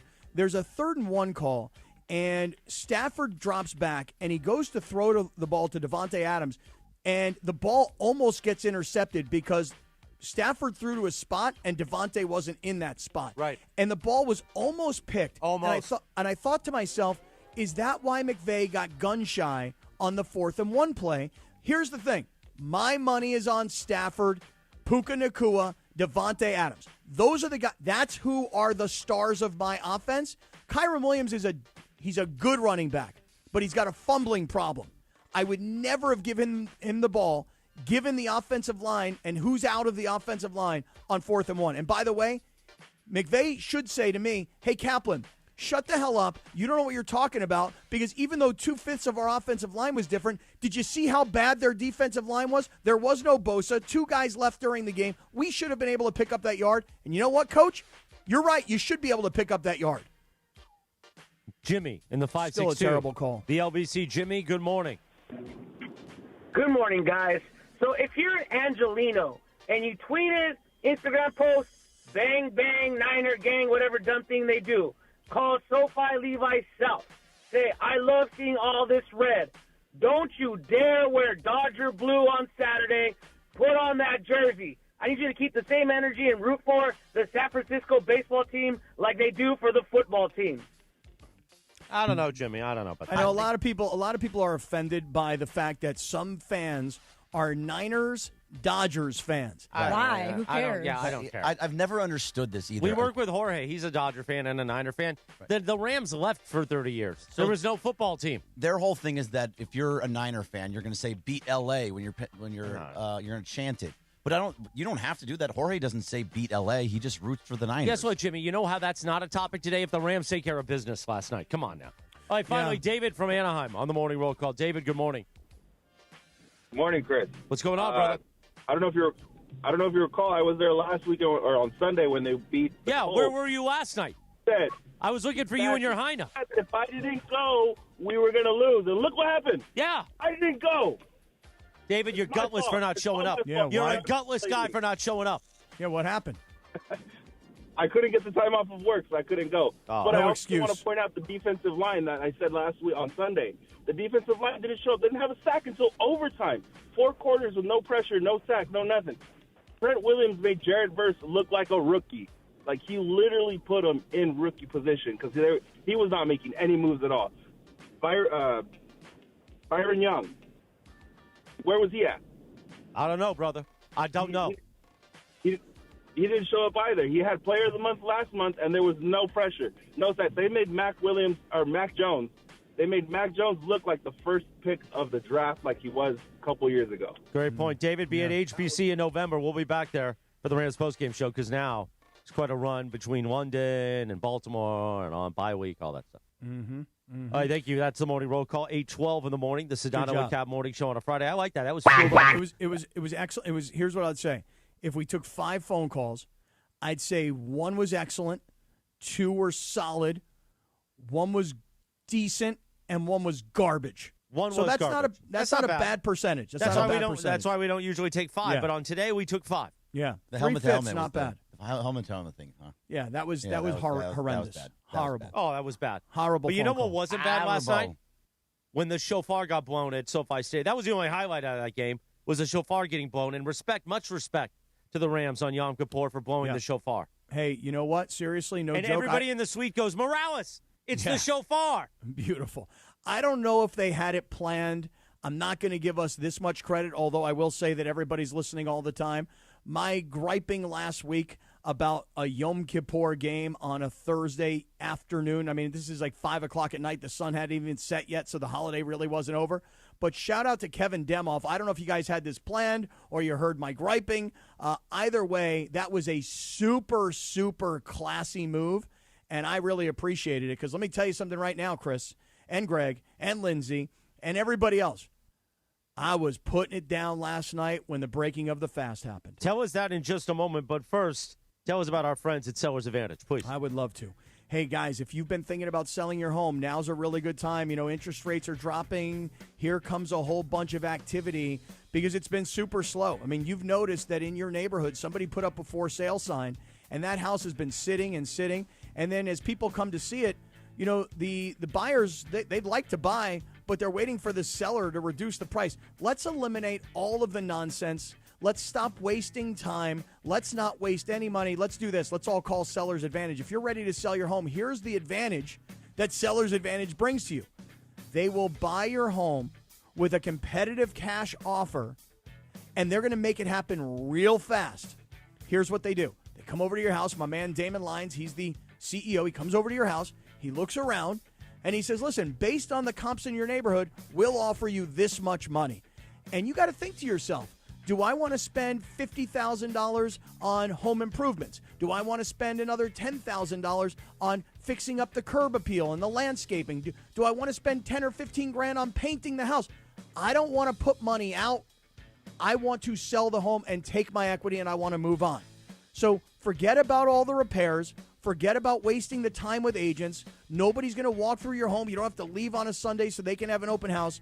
We at Sellers Advantage will buy your house as is. We've been doing it for over 20 years. We've got all the reviews to tell you how happy sellers have been. I'm just here to tell you right now, you can have it fast. More often than not, you're going to get a better offer than you even realize, and we're going to buy your house as is. So for a free, no-obligation offer, call them. 888-390-AS-IS, 888-390-AS-IS, 888-390-2747, or visit sellersadvantage.com. Thank you, Cappy. 8:15 in the morning. Happy Friday. It is Happy a Friday Heine to you. Friday here on ESPN LA. It's a Heine Friday with Mike Trudeell. Sorry, Briones isn't here to celebrate his Niners victory today. He's got to do a show later on, so I'm doing both, and it's a lot. You know that if he would have come in today and he would have played like some San Francisco 49er music, he would have disobeyed, and it rolls downhill, and there would have been problems. That's all I can tell you right now. Meanwhile, later on today, go ahead, Bergie. I'm sorry. I'm going to make sure that the Niners, the Bang Bang Niner Gang song gets played on DeMarco and Travis today. Oh, I like it. Okay, Beto Duran, the high school football report that we do every Friday from Children's Hospital of Los Angeles. We have that, and Beto's going to join us in just a moment. A little early, we'll do Maximum Beto, plus Quentin Yates at 9:10 this morning in the YouTube-only hour, and our friend Sammy Batesh, the ESPN LA Kings insider, around 9:30 when we're on the YouTube hour, which is on the app and on YouTube. But right now, the great Beto Duran joins us. Beto, are you as heartbroken this morning like we are? That was a tough one to watch. I was actually listening because driving around yesterday, flipping back and forth between the Red Sox Yankees and the Rams game. And by the time I got home, I was listening to JB Long, and you can hear in JB's voice the emotions of going up and down on the fumble like at the end of the game, or even the kick just to get to overtime. JB did a great job last night just punching it. And, man, if there was ever a game where you thought, yes, the Rams should win, and then what do? You load up on Prize Picks, Cappy. You load up on Fantasy with Rams. Yeah, I picked up the Rams defense like a fool. I was fooled. Beto, I actually said to myself yesterday, you've been hyping this game all week as the Rams should win by double digits. They should win comfortably. So I put my money where my mouth was because I had a big week last week. I went 6 for 7 on my picks against the spread, not on the show, but like with the service. And dude, I actually bet on the Rams last night. I'm like, you know what? I don't care that the line went from 6.5 to 9. I've said all week, I've believed all week that they're going to win by 2 scores, and I'm going to put my money where my mouth was. And it didn't happen for me. But what really, really bothers me is all the different things that happened in that game that caused the Rams to lose. And again, a lot of it's self-inflicted, but I said it before we hit the break. I freaking hate referees and I hate umpires. I know you do. And I'm going to defend them as much as I can, but that one play, the forward progress play, go for it, Cappy. Dude, I mean, listen, on a kickoff return, when you are able to create a fumble and they blow the whistles and there's no review opportunity, and the referees come back to you and they say, oh, here's the story, everybody. His forward progress was stopped.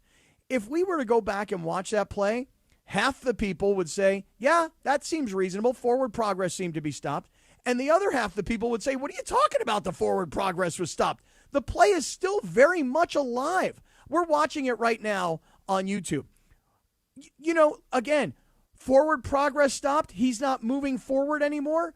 Okay, but the play is not down. It's not dead. There's still more to go. What if he breaks out of that tackle and then does go move forward? I think this was a terrible job by the refs. I think they blew the whistle too early, and then their excuse was forward progress was stopped. And you can ask all the rules experts, oh, no, yeah, his forward progress stopped. That is a terrible call. And if it's not a terrible call, then you know what it is, Beto? It's a terrible rule.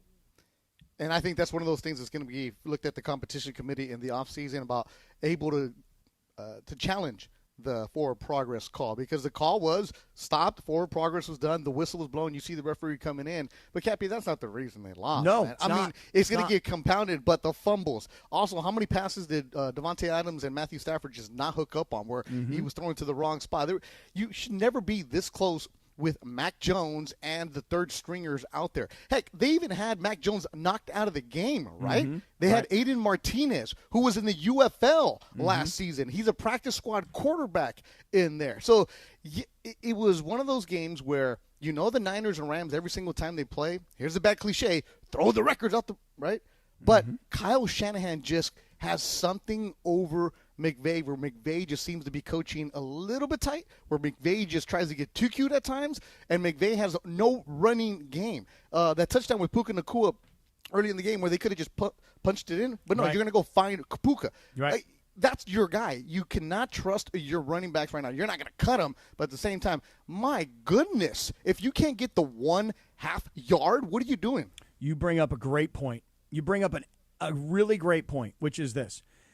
If you, earlier in the game, on a 3rd and 1, threw a ball to Devontae Adams and he wasn't where Matthew Stafford expected him and the ball was almost intercepted, I understand that you have made a decision. You know what? I don't want to take the risk on 4th and 1. But earlier in the game, when the Rams scored a touchdown along the goal line, it was Puka Nacua who caught a short little pass right down at the ground. He slid into the end zone. Nobody touched him. Touchdown.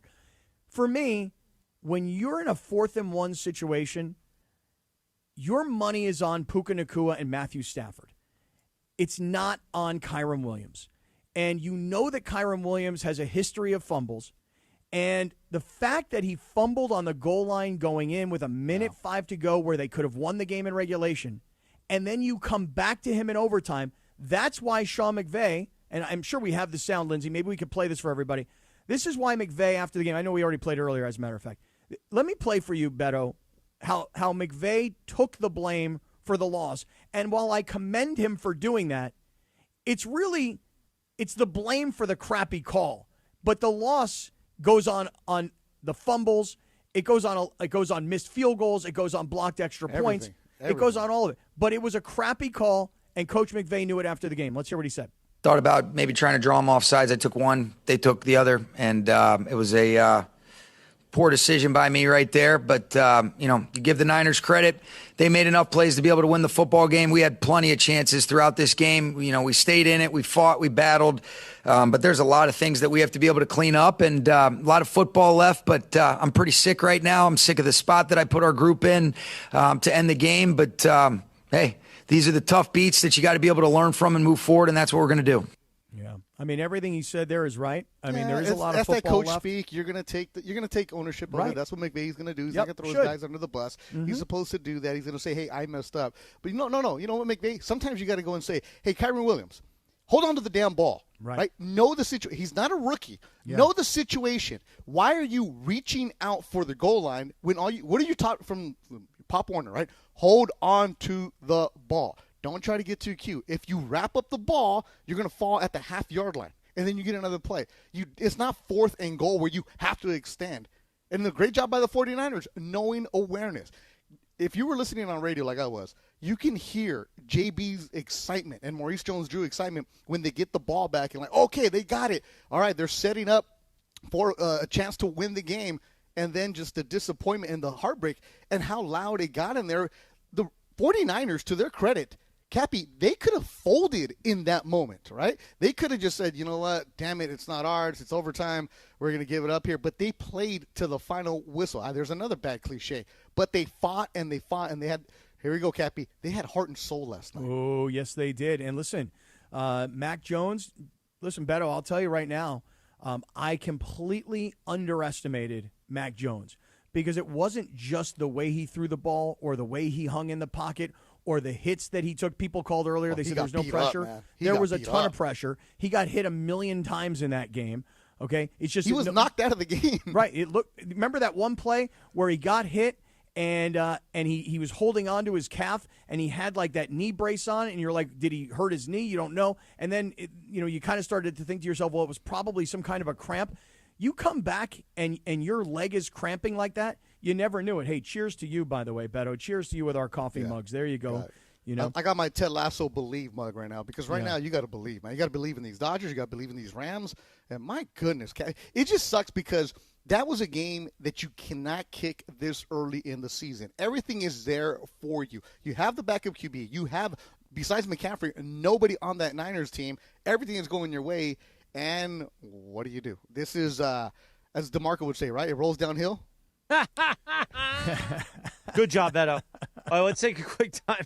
That was good, Beto. That was good. Nicely done, Beto. Beto, I'm sad today, man. I'm sad. I can hear you. I'm not sad. I'm mad. Well, you're taking the company line. No, but I don't get the company line. You're I mad don't because get you it. lost all your prize picks and you lost money. When the line went up to 9, I did not like it. I was like, I don't like 9. I lost prize picks. I lost my bet. But the fact that the Rams lost this game at their theoretical home field, I'm also pissed off. Don't get into that. It's just You know ridiculous. that. It is You know ridiculous. All right, we'll do more of that in just a moment. 8:25, good morning. Beto, by the way, I sent you something. We'll record it in the break. And we'll have more of Beto Duran, plus his high school football report, thanks to CHLA, coming up in just a moment. But we've also got Radio Tinder coming up. Maybe that'll make us smile.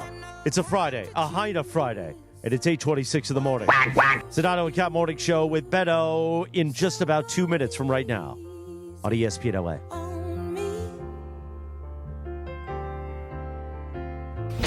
This is the ZipRecruiter Rams Report. Here's Travis Rogers. The Los Angeles Rams lose an absolute heartbreaker at SoFi Stadium on Thursday night, 26-23, the final score in overtime, when the Rams had ample opportunities throughout the fourth quarter and overtime to get their first divisional win of the season. They fall to 3-2 overall, 0-1 in the NFC West. The San Francisco 49ers jump to the top of the division. They are 4-1 overall and a perfect 3-0 record through their first run of NFC West competition, and the Rams just could not get it done when they needed to. They continue to have problems on special teams with a missed field goal in the first half and then another blocked kick, this time on a PAT that would have given the Rams a lead. And then the killer, a Kyren Williams fumble on the 1 yard line that would have given them the lead with under 2 minutes to go. With Friday's Rams Report, I'm Travis Rogers. This is the ZipRecruiter Rams Report. Powered by ZipRecruiter. Looking for your next great hire? Try ZipRecruiter for free at ZipRecruiter.com/LA. You know that old saying, you can have it fast or you can have it good? When it comes to hiring, ZipRecruiter has put that saying to bed. Because with ZipRecruiter, when you need to hire someone fast, you get them fast and you get the best person for your job. ZipRecruiter's powerful matching technology immediately starts showing your job to the right candidates. Get in the end zone with ZipRecruiter, the smartest way to hire. Try it for free at ZipRecruiter.com/LA. That's ZipRecruiter.com/LA. The Sedano and Kap Morning Show. Beto, shut up. Ever feel like the road is out to... Thankfully, Hyundai is always working to ensure it doesn't, with over 130 IIHS Top Safety Awards since 2006. IIHS Top Safety Awards include Top Safety Pick and Top Safety Pick Plus awards to Hyundai vehicles from 2006 to 2025. Right now, for a limited time, get 1.99% APR on the Hyundai Tucson or the Tucson Hybrid. Visit your local Hyundai dealer today. Offers end November 3rd. Call 562-314-4603 for details. Texting enrolls you in a recurring automated marketing text messages. Consent not required to purchase. Message and data rates may apply. The team's looking good this season. I think so. Man, I miss playing football. Ever since I turned 40, I just can't find that fire I used to have. Think it could be lower testosterone? What do you mean? I was feeling the same way. After 40, the body has less testosterone, and men lose their edge. That's why I take Nugenix Total T2. That's the testosterone booster, right? Yes, but Total T2 is their brand new formula that skyrockets nitric oxide levels in as little as 3 hours. Since I started taking it, I've been lifting like when we played for Coach Carter. My energy is way up, and it even spiced up things between me and the missus. Are they still giving out complimentary bottles? Yep, just send a text. Text BILL to 231-231 for your complimentary bottle of Nugenix Total T2, the next generation testosterone booster. Text now and we'll include a bottle of Nugenix Thermo X, our newest, most powerful fat burner ever, absolutely free. Text BILL to 231-231. That's BILL to 231-231. These statements have not been evaluated by the FDA. This product is not intended to diagnose, treat, cure, or prevent any disease. The Sedano and Kap Morning Show. We'd like to thank our founding partner, East Central Hotel, the official downtown home away from home for Cappy and Morales. EastCentralHotel.com. This is the Sedano and Kap Morning Show. The Lake Show lives here. You know, there should be no excuse why we can't make things happen on the fly. LeBron for the dunk. Thought I told you time and time again that we won't stop. Lakers basketball is back. LeBron James, Luka Doncic, and the purple and gold hit the desert for preseason Game 1. Three-pointer by Luka. That's good. Lakers Suns. The preseason starts tonight. Coverage begins at 5:30 p.m. Your Lakers, your season, your home. ESPN LA. 8:30 straight up. The Sedano Kap Morning Show. Good morning. As you heard there, Lakers preseason starts tonight. You'll hear Beto Duran. Now, is Michael going to do the pregame tonight? Because I know he's doing TV for Stu. Oh, is he? Yeah. He's going to do the pregame show. Okay. He has no choice. I'm going to make him do it. So Beto and Michael tonight, pregame 5:30, out from the desert. Mm-hmm. Oh, you're going to be here in the studio, though, right? I'll be in the studio. Michael in Palm Desert, the home of DeAndre Hopkins. Oh, yeah. Good friend. Yeah. And DeAndre tomorrow, in the chat. Tomorrow, October 4th, back in 1991, the number one hit, Marky Mark and the Funky Bunch. Mm-hmm. Good vibrations, Cappy. We need some of that after the Rams' gutless, heartbreaking scumbag loss last night. You're giving me some good vibrations right now. Move it, baby. Move it. Go on, move Chris. Move go it. on. Move that big booty. Oh, that sciatica is good, man. That sciatica nice working. work, man. Almost broke the chair. That was crazy. Wow. Beto, I love the cowboy hat this morning. Yeah, got my Tejana going, baby. You know, because there's a new sheriff in town, Cappy. Yeah. There's a new sheriff right now. Is his name Reggie Hammond? No? Okay, thanks. For those of you who got that, thank you. For those of you who didn't, I look did it up. not get it. I'm looking it up now, but no. Reggie Hammond? You don't know who Reggie Hammond is? No. You ever hear of the movie 48 Hours? Oh, it's a great movie. There's Yeah. a new sheriff in town, and his name is Reggie Hammond. Y'all be cool. Right on. You don't remember that Cappy. scene? I got this Tejana in Monterrey, Mexico. I got it, bro. But I can't wear it Monterrey. to the I show. love Monterrey. Yeah, Monterrey is fantastic, man. They I love love you that out there. city. What a city. It's beautiful. Yeah. All right, so, Chris, I'm going to ask this question. You're sad today about the Rams' loss. I'm furious about the Rams' loss. The callers have called in. They're all angry about the Rams' loss. Sean McVay took the blame for the Rams' loss. I mean, everybody's just on fire. Now we're even watching 48 Hours on our YouTube channel. A new sheriff in town, and his name is Reggie Hammond. Y'all be cool. Right on. Oh, hey, God, not exactly the most popular place with the brothers, is it? All right. That's come enough. on. That's enough. Why? Because you don't know the movie? No, I do know the movie. Then what's the problem? Yeah. What? The Hebraic brother doing that. It's Well, that's the 2025. Come on. That's an impression of Eddie Murphy? You're not allowed to do an impression of Eddie Murphy? A little bit, but then you were saying some stuff we shouldn't say. That's everything he said in the film. Yeah, I know, but listen, I had your back earlier in the week when you did the Coming to America bit. Yeah? I don't have your back on this one. Why not? I just If don't. I'm going to call him Clay, I'm going to call him Clay. Right. You got his back on that? In fact, let's cleanse the palate. Radio Tinder time. We like to play a TV theme. How about that? This is the theme song to Party of Five. Because you know who turns 51 today? Tell me. I don't have a lot of celebrity crushes. I don't do that whole bit. Mm-hmm. But Nev Campbell is one of them. Oh, really? man. Nev Campbell? Oh, So yeah. sexy back then. Especially Nev Campbell in House of Cards. Yes. When she got it yes. on with the chief of staff, Doug. Oh, yeah. Yes. Oh, yeah. Never mind. She was on a roll for a while, man. Oh, yeah. I like older Nev Campbell. I like Mom Nev Campbell. She was good in Scream. She Yeah, was but but Party of Scream. Five, though. Yeah. She was, back then, she was a very intense character on that show. She was hot, no doubt. Turns 51. Happy birthday, Nev Campbell. Radio birthday, Tinder Nev. time. You can follow her at Lindsay Baseball on Twitter or Instagram. Don't forget our new sponsor. By the way, speaking of which, a Lindsay Instagram video dropped on ESPN Los Angeles with Chewy last night for our friends at Stella Rosa. Oh, really? So check that out if you missed it. But our sponsor for Radio Tinder, Hernandez Wholesale Flooring. The crazy Hernandez brothers, they got the hardwood, Jack. If you're in the market for new flooring, shop at Hernandez Wholesale Flooring, where every day is a deal, no gimmicks. Call 866-624-FLOOR or go to HernandezWholesaleFlooring.net. Note sale beats wholesale. Take it away, Peninsula Lindsay. Thanks, Christopher. Linz, how's Chewy doing? Is he okay? He's good. You know, he's been escaping a lot lately. Escaping? Yes. What do you mean? So I have my backyard is fenced in with like a tall wooden fence, but the latch on it is like, I don't know, it's like loose. It just doesn't close all the way like it used to. So if like the gardener comes in or if like someone like goes to take the garbage out or whatever, if they don't latch it properly, Chewy is going to escape. And he's been escaping a lot lately. And so now I need to buy like a dog gate that goes, you know, in front of the actual gate because he keeps escaping. I came home 2 days ago. What was this? Wednesday. And this teenage kid comes up with like Chewy, and he's walking him on a leash, and he's like, "Hey, excuse me, do you happen to know whose dog this is?" I was like, "That's my dog." Like, how did you end up with my dog? He's like, "Oh, I caught him running around earlier. I've been walking around for a little bit looking for his owner." I was like, "Yep, that's my dog." Linz, you're a very handy person.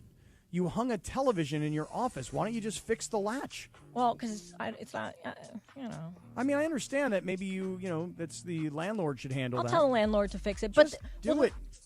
I'm just gonna get Chewy. Well, I'm gonna get the little the dog gate that goes in front of it, because I feel like that's just the, that's a temporary solution, because we're actually supposed to be getting a whole new fence. Oh, wait, is that the picture you posted, Linz, of Chewy on the loose? Yes, that was real. Whoa. Yes. Wow. That was a different day too. Completely different day. Chewy will be out there, and some hawk will come and pick him up and fly away with him. No, there's no chance. There's no chance he's letting a hawk pick him up. Like, he's way too healthy, feisty for that. He's healthy. I don't know. You don't have much of a choice when a hawk comes after you. There's Honestly, actually funny you say hawks that. are vicious. There is a video I happened to see yesterday on TikTok of this dog that was much bigger than Chewy. He was laying like sunbathing outside, and this hawk or vulture, whatever they are, had his wings up ready to like pounce on him. And then the dog just like looked up at him like, "Hey man, I'm just laying in the sun. I'm not dead." It was very funny. And then the hawk was like, "Oh, okay, you're not dead yet." Yeah. So anyway. Right, Meanwhile, Radio Tinder already in progress. Take it away, Linz. So a woman who won more than $1 million on Wheel of Fortune this week had to keep it a secret from her boyfriend for 4 months. So he didn't find out that she won until he tuned into the show and watched Tuesday night. He was on like a business trip and tuned in and watched on TV, and she was not allowed to tell him. She was sworn to secrecy that she would not tell anybody. So if that were me, there's no chance that I would be able to tell like my boyfriend who I lived with for 4 months that I didn't win $1 million. Would you guys be able to keep it a secret that long? Ooh. Well, we know Cappy's answer. Yeah, no, Cappy, my there's no answer is chance, right? No way. I'm with you, Lindsay. There is no chance, because here's why. My actions would speak louder than my words. When I show up with a brand new car, yellow Corvette, Corvette. When I finally get my yellow Corvette, when I'm taking extravagant vacations.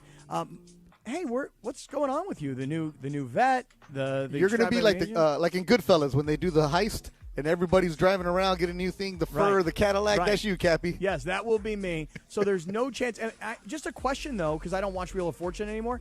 How do you win $1 million on Wheel of Fortune? So, what don't I know? I guess it was like a record amount that she had won. Mm-hmm. So she won like $35,000 in 2 trips, like Japan and Montana, in the original episode. And then or the original part of it, like the main part. Then she went to the bonus round, and she's one of the people that got like, I guess you can spin the wheel, and there's a $1 million slot, and you open it if you get if you guess the puzzle right at the end, and she had the $1 million. Chris, perfect time to tell everybody about $1 Million Monday. What do you think? That $1 Million Monday, by the way, thanks to our friends at Pechanga Resort Casino, your chance to win $1 million. That'll be Monday. We're going to take a quick time out from Radio Tinder, about 1 minute, for Cappy to tell us about our friends at Ocean Subaru. Well, before I do tell everybody about Ocean Subaru, will you tell me about last night? I guess Omar was at the game last night. The great Omar and his friends were at the game, and he was amazing. He was we were on the field beforehand. Omar, myself, and our founder Craig Karmazin talking about my health, and Omar was so amazing talking about my story and how it inspires him. Our friend Omar, he had some heart issues earlier in his life too. I love Omar. He's a great guy. He's a great partner of ours here at ESPN LA, and we love Ocean Subaru, Cappy. We sure do, and I'll tell you, it was like Mr. Galvan who showed up, this was 2 Saturdays ago, and walked in and said, I need to meet Omar, because I hear Cappy talking about Omar all the time. When you meet Omar, hey, I like to thank guys for their service. He spent over 20 years in the Army, and he, Omar, and his incredible sales team at Ocean Subaru of Fullerton, they're going to get you and your family into the right Subaru. It could be a brand new one. Could be certified pre-owned, but either way, they're going to get you into the right Subaru for you and your family. But let's just talk about math for a second. It's pretty simple. Low prices on the new Subarus plus big trade-in value equals huge savings for you at Ocean Subaru of Fullerton. If you come in today and you want to trade and upgrade, that's great. We'll be happy to help you. Or maybe you just want to sell your car. If you just want to walk in and go, hey, Omar, I'm not even here for a new car. I just want to sell my car. We'll buy your car from you. We're offering top dollar, just so you know. We've crunched all the numbers. Really, you win either way. And with our friendly team of sales professionals at Ocean Subaru of Fullerton. We are ready to help you and your family get into your new Subaru or certified pre-owned. No gimmicks, no hidden fees, reliable vehicles at an honest price. For complete details, visit our website, oceansubaruoc.com. That's oceansubaruoc.com, or come into Ocean Subaru on Euclid in Fullerton. Check out our huge selection of new and certified pre-owned vehicles. The math is simple. It really is. More for your trade, less for your next ride at Ocean Subaru of Fullerton. Thank you, Cappy. Back to Radio Tinder, already in progress, 8:40 in the morning. One more, Lindsay. All right, guys, so I don't know if you've ever heard of or flown on the airline called Ryanair, but it's more of like a budget airline, I guess, similar to like Frontier and Spirit, just a little bit smaller. Oh. So Ryanair has announced that they are completely eliminating paper boarding passes. So they're going to all digital. So I know with a lot of these budget airlines, you can pay to print out the boarding pass at the airport. Really? But Ryanair is like they make you pay, I think it's like a couple dollars on Frontier if you're going to print it out at the airport. They don't let you do it, you have to do it on your phone, or if you want to print it at the airport, they charge you money for it. So anyway, Ryanair is completely eliminating the paper boarding passes, and you can only board the plane with the app. So for somebody like my dad, for example, I feel like it was quite a process when he recently flew to Cleveland, and I was like, Dad, don't do the whole printout thing. Just do it on your phone. Do it all on your phone. Trying to get him to do like the Southwest miles and everything. It was quite a process, and he was very nervous that he was not going to be able to like get on the plane. What if my phone dies? What if I can't find it or something? So for somebody like my dad, I feel like this would be a little bit problematic. Do you guys know anybody who still uses paper boarding passes? Swipe left or swipe right? Cappy, you go first. Yeah, I know somebody. Yourself? Well, I mean, I try to use the phone. I really do. But a lot of times when I go to the airport, if I happen to be checking a bag, which is not all the time, but some of the time, and when I'm there at the counter to check the bag, I will ask for a paper boarding pass. Last night, my daughter was flying from Seattle to Atlanta, and she texted me that she forgot to bring her charger, and her phone was going to die. And I was having like this thing. I couldn't even go to sleep last night. Like, what if her phone dies and she can't start her phone to show her boarding pass? What if your phone dies? What if you lose your phone? I mean, there's a million things that could happen. So, well, I don't love that whole concept. I understand it takes time and it costs money for the paper, but, I mean, it's got to be an alternative, a backup plan. Yeah, the only time I do that, Linz, is if I have a connecting flight. And sometimes because it happened to me one time where I connected, and they're like, "Oh, you're not on this connecting flight." I'm like, wait, "I have the boarding pass right here. It's on my phone." Like, maybe that could be altered. So that's the only time I'll print it out when I have a connecting flight. It just as a backup, though. But most time, you don't do that. But Ryanair is a European airline. I remember it now. It's like the Spirit for Europe. So I'm not surprised they're doing that because they recently had issues with canceling flights. So I'm not surprised at all. All right, thank you, Lindsay, for Radio Tinder, brought to you by Hernandez Wholesale Flooring, 866-624. Or go to HernandezWholesaleFlooring.net. Beto's got his high school football report, thanks to CHLA, in just a moment. But first, Lindsay's going to tell us about our friends as we head into the football weekend at Stella Rosa. I would love to. So, I would love to. Like Christopher said, football season is one of the best times of the year, and Stella Rosa is here to make your game day even sweeter. So if you want to check out my Instagram, at Lindsay Baseball, Chewy chose my flavor this week of which Stella Rosa I was going to drink because I was having a tough time deciding. So I had him pick between Cleveland and Minnesota, and I named each of the bottles, Cleveland or Minnesota. So Chewy had to pick one. So if you want to find out who Chewy picked, make sure you check that out on my Instagram. So if you're throwing a watch party for game day, you got to have the food and drinks that everybody actually wants. And so that's why you get Stella Rosa wine. Don't forget it for the tailgate either. Trust me, I always stock up on a couple different bottles of different flavors because they go fast and they're always the first thing my friends grab at watch parties. Also this season, Stella Rosa wants to take your game day to the next level. They're giving you the chance to win an unforgettable trip to one of the biggest college football games of the year right here in LA on January 1st. Tickets to the game, hotel accommodations, flights, ground transportation, and even a little extra spending cash. Enter now at stellarosa.com/tailgate2025. And remember to celebrate responsibly. Must be 21 or older to enter. Thank you, Linz. 8:44. The Sedano and Kap Morning Show on a Friday, a Hind Up Friday. We're back in 2.5 minutes from right now, sucker. The Sedano and Kap Morning Show. We'd like to thank our founding partner, LAX, Los Angeles International Airport, where change is in the air. Learn more at lawa.org/ESPN. This is the Sedano and Kap Morning Show. Hey guys, it's Sedano. Los Angeles International Airport's People Mover trains begin rolling early next year as part of LAX's ongoing investments to transform and improve your travel journey. The People Mover trains will quickly move guests between their terminals and our new consolidated rental car center, metro trains and buses, economy parking, and Kiss and Fly lot. The trains will make it simple and fast to get to your LAX destination in 10 minutes or less, and trains depart every 2 minutes beginning in early 2026. Learn more at lawa.org/ESPN. You can tell Halloween is near by all the colorful Christmas lights. Now your top reasons to visit Morongo.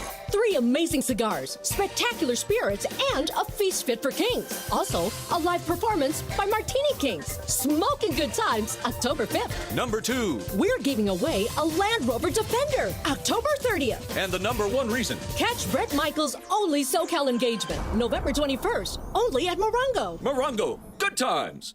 Don't strike out if you've been injured in an accident. Hey, it's Travis, and at Normand Legal, Joseph S. Normand and his team are ready to step into the batter's box for you. They'll swing for the fences, go extra innings if they have to, and make sure the insurance companies are out at home. They'll cover all the bases and bring you home safe with the maximum compensation you deserve. Call the winning lineup now at 213-747-1234. That's 213-747-1234, or visit normandlegal.com. Normand Legal, your recovery is always a grand slam.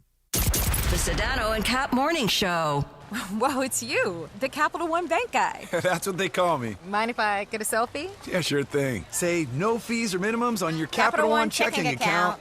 Wow, that's a keeper. So, where are you heading? I'm off to spread the good news that Capital One helps people keep more money in their wallet with no overdraft fees. Oh, you're the best Capital One Bank guy. Hey, mind if I get a selfie? Sure. Say, Capital One, what's in your wallet? Terms apply. See CapitalOne.com/bank for details. Capital One N.A. member FDIC. From kickoff to cash out, ESPN Bet has the tools you need to score more on game days. Bet smarter with stats at your fingertips. Get personalized parlays built just for you. And with your fantasy team synced right in the app, you can back your squad. Right now, new customers get $100 in bonus bets when you bet $10. Sign up with promo code USL to get started. Must be 21 plus. Gambling problem? Call 1-800-GAMBLER. Terms and conditions apply. See app for details. Offer not available in New York. Hey, this is Rich Eisen. You're starting your day with the Sedano and Kap Morning Show on ESPN LA. Don't forget my show. The Rich Eisen Show is coming up this morning at 9 on 710 ESPN and the all-new ESPN LA app. Now, back to the Sedano and Kap Morning Show.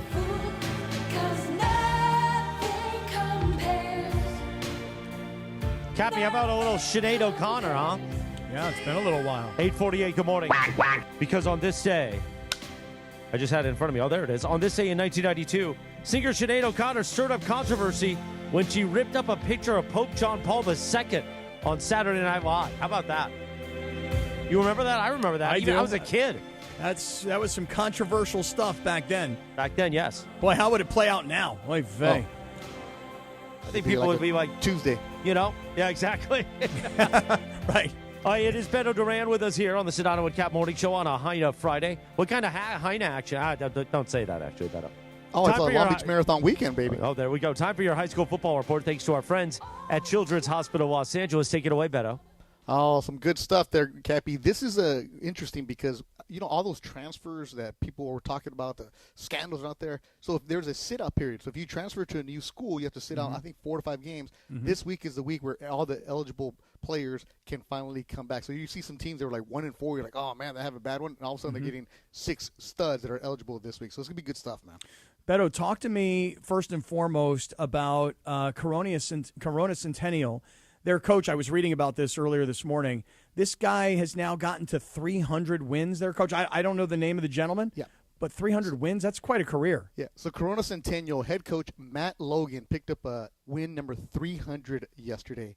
He is the 15th football coach in California to win 300 games. And look, Corona Centennial produces studs every single year, Mhm. but not often do you get one of those old school coaches that stays at one school, the community, we hear it's there forever.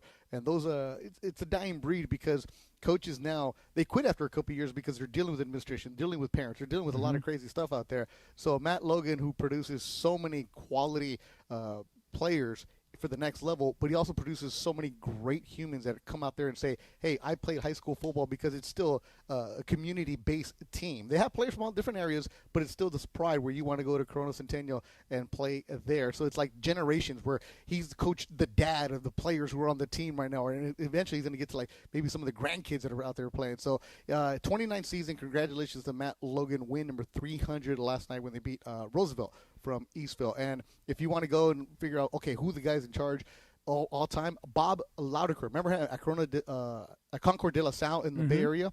399 wins, and then there was a legend named Marijan Ansich at St. Paul. He had 360 wins in his career. What was the guy's name at Corona or Concord de la Salle? Concord Bob de la Salle. Laudecker. Was he the guy that they made the movie about? There was a movie about Concord de la Salle. Yeah, that was him. Okay. He was there forever. Hey, Beto. Maurice Jones-Drew played for him. Everybody's played for him. Beto, I saw the picture today of Coach Logan getting like an award for getting his 300th win, and there was a picture in the LA Times, and I was like, is that Bill Goldberg giving him his trophy? I guess that's the athletic director at Corona Centennial. Yeah. His name is Tony Barreal. I don't know. I hope I'm saying his name right. Yeah, Shout out to you. Legit, right? Everybody out there is just jacked. Dude, he looks like Bill Goldberg. I thought Goldberg showed up to give the coach the honor. That's awesome. What about so that was last night for Corona Centennial. What's the big games tonight? Before we get to tonight, I want to shout out to this one kid, Sure High in Montebello, right? Mm-hmm. You know we love Montebello area. They beat San Gabriel, the running back Mateo Carrasco, 235 yards and a touchdown, and Sure's win over San Gabriel. So that was last night. And shout out to my crew at the San Gabriel Valley Tribune, Fred Robledo and his entire team. They do a great job covering the preps there. But the game tonight, Cappy, you can check it out on the ESPN LA Instagram account. Every single week, myself and Tim, we put a video together, and we're just trying to highlight more players. So if you want us to feature your son or your daughter who's playing football out of high school, let us know. Tag us on the ESPN LA Instagram account. And if you want to just tag us while the game is going on for the updates, our crew is going to be working overtime tonight. Our good friend Jonathan, who works with the kids in the back. Shout out to Jonathan Martin. He is going to the Dorsey-Crenshaw game tonight at the Shaw. So Dorsey has a kid who's a sophomore quarterback who's a stud. So Jonathan will be out there getting a lot of footage from the Dorsey-Crenshaw game. But the game I really like is Rancho Cucamonga, against Damien, who's undefeated, and Damien has a stud quarterback in Damien Arieza, who's a 4-year starter. Cucamonga has Jacob Chambers, a quarterback who's going to Fresno State. They have James Strong at running back, and we're talking about the transfer. So Cucamonga tonight gets 6 players coming back. So that'll be a real good one between Damien and Rancho Cucamonga, man. Thank you, Beto. More of you in just a moment, but first, Cappy. And you can do this with Beto, too, because he plays Prize Picks. Tell us about our friends at Prize Picks. Beto, I have been ice cold. Absolutely ice cold. Ron has been on fire, man. Ron the Caddy is killing it. And the worst part about Ron the Caddy killing it is that he sends me his Prize Picks lineups every day. I was with him. After the Dodger game the other night, he was going through Prize Picks. We're at the bar, about to get kicked out, of course, and he's like, I got to send these to Cappy. It's 1 in the morning, and he's trying to send you Prize Picks. My account is dwindling. And it's because I play every day. But last night, just to give you an example, I had Puka Nacua last night to have more than 94.5 receiving yards. He had 85. I had Puka to have more than 3.5 rushing yards. I actually thought they'd run a reverse with him. He had 0. I had Christian McCaffrey for more than 58.5 rushing yards. He got to 57. I had Devontae to score a touchdown because he's been scoring a bunch of touchdowns in the last couple of games. He didn't get any. And I had Mac Jones to rush for more than 5.5 yards. I thought he'd be running for his life. He got to 5. That was the first time, Beto, that I have gone 0 for 5 on Prize Picks. That's brutal. That's how ice cold I am right now. So Ron the Caddy and everybody else, when you make your Prize Picks, send them to me. DM them, text them, email them, put them on Twitter. I don't care, man. Just get me your Prize Picks. You got to download the Prize Picks app. You got to use my code Cappy, Kappy. You make your first $5 lineup, you get $50 in free lineups. It's the most fun way to watch sports because you're watching Matt Stafford last night. And I was like, is Matt Stafford going to have more than 255.5 passing yards? Well, he had like 380-something passing yards.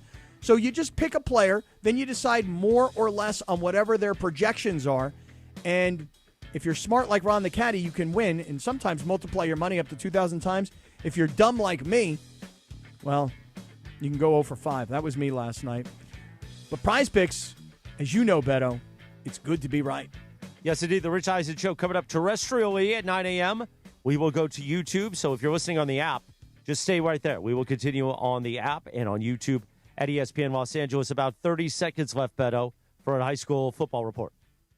Oh, Morales, let me tell you something. Go out there, support your kids. I know it's Lakers season. I know it's Dodgers season, but watch out for some of the studs out there. And, again, tag us at ESPN Los Angeles on Twitter and on Instagram if you want your kid to get spoken about or if you want your school to get talked about. We are there for you, but also a good one. Inglewood Losinger tonight. Shout out to Losinger, the Olympians, and Inglewood, the Sentinels.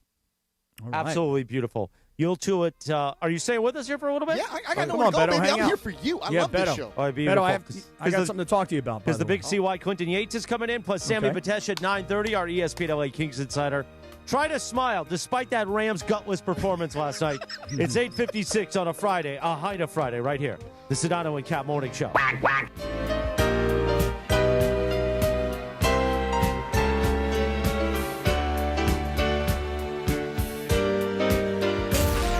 Sedano and Kap Morning Show. We'd like to thank our founding partner, Providence. Providence, caring with compassion in Southern California. This is the Sedano and Kap Morning Show. Math is pretty simple. Low prices plus big trade value equals huge savings for you at Ocean Subaru of Fullerton. Come in today to trade and upgrade your vehicle or just sell it and get paid. We just crunch the numbers, and you win either way. For complete details, visit OceanSubaruOC.com. The math is simple. More for your trade and less for your next ride at Ocean Subaru. It's all here at Ocean Subaru. LA, get ready. The 52nd annual Los Angeles Korean Festival is back October 16th through the 19th at Seoul International Park in Koreatown. 4 days of amazing food, live K-pop, and traditional performances, arts, culture, and fun for the whole family. Best part? Admission is free. Don't miss one of LA's biggest cultural celebrations, the LA Korean Festival, October 16th through the 19th. For details, visit lakoreanfestival.org. Water, power, comfort. NextGen protects it all with the Home Hero Bundle. Do you like the taste of your water? If not, get your free alkaline reverse osmosis system when you install whole home water filtration. Clean, healthy water every tap. Add a heater treater for just $4.99 to shield your plumbing from hard water damage. And when you bundle in HVAC or electrical service, you'll save 10% instantly. One call, one team, total home protection. Call NextGen 833-3-NEXGEN or visit nextgenaaronplumbing.com today. CSLB number 1011173. LA's mega sports station. 710 ESPN. Hey guys, Cappy here. When disaster strikes, you expect your insurance company to be there for you, but often they look for ways to underpay your claim. If you're feeling abandoned, pushed to use low-rated contractors, or ignored after years of loyalty, we protect homeowners from the games and fine print that insurance companies are known for. Contact Avner Gatt, one of California's largest public adjusting firms. Visit avnergatt.com or call 818-917-5256. With a team that has the industry's know-how, including experience from the insurance side, Avner Gatt is ready to fight for you. With over 20 years of experience, they offer a free initial consultation and have the largest network of experts to evaluate your damages. Remember, size, experience, and expertise matter. Don't let your insurance company leave you in the dark. Call Avner Gatt, 818-917-5256, or visit avnergatt.com today. Avner Gatt, your claim, our game. Okay, I have to tell you, I was just looking on eBay where I go for all kinds of things I love, and there it was. That hologram trading card. One of the rarest, the last one I needed for my set. Shiny like the... designer handbag of my dreams. One of a kind. eBay had it, and now everyone's asking, ooh, where'd you get your... windshield wipers. eBay has all the parts that fit my car. No more annoying. Just beautiful. Millions of finds, each with a story. eBay. Things people love. Some people just know you can save money on car insurance by checking Allstate first. Like you know to check the weather first, before wearing face paint to the game. Bro, your Go Cats is dripping into your nachos. Oh, and now paint is in my eyes. Interception! Did you see that? No! Yeah, checking first is smart. So check Allstate first and see what you could save. You're in good hands with Allstate. Potential savings vary, including based on how you buy, subject to terms, conditions, and availability. Allstate North American Insurance Company and affiliates, Northbrook, Illinois. 710 ESPN, your home for the 17-time world champion Lakers. KSPN Los Angeles, a Good Karma Brands radio station. Previously on the Sedano and Kap Morning Show. A hot Chicana from the barrio keeping it real. It's a Heina Friday. It's a Heina Friday. A hot Chicana from the barrio keeping it real. Not a Heina that smokes that juice. You suck and you're gutless. I want to suck your blood. It's a Heina Friday. Yeah, and as somebody who was younger and who was looking out for Big Bro at the But time. he was young. He wouldn't know not to get married. Yeah, what the hell would I have known at 21 years old? He was dropping married? Miami Heat everywhere. But that's my point. Don't you see that if he would have said to me, hey, listen, I'm dropping Miami Heat. You should be dropping Miami Heat. Let's go drop Miami Heat together. You know, let's go be Crockett and Tubbs. You know what I mean?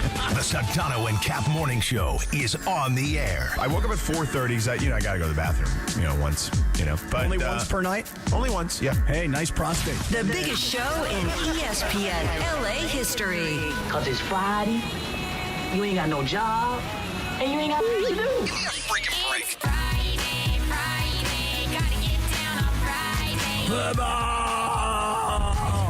How do you say his name? Asminger? Asminger. Thank you for letting me share in your aura. Did you have me on your show to berate me? Is that what you're doing now? Scott Kaplan, eat a fat one, bro. The Sedano and Kap Morning Show on 710 ESPN. The all-new ESPN LA app and on YouTube at ESPN Los Angeles. My girlfriend Jean went to Korea and had salmon sperm injected into her face.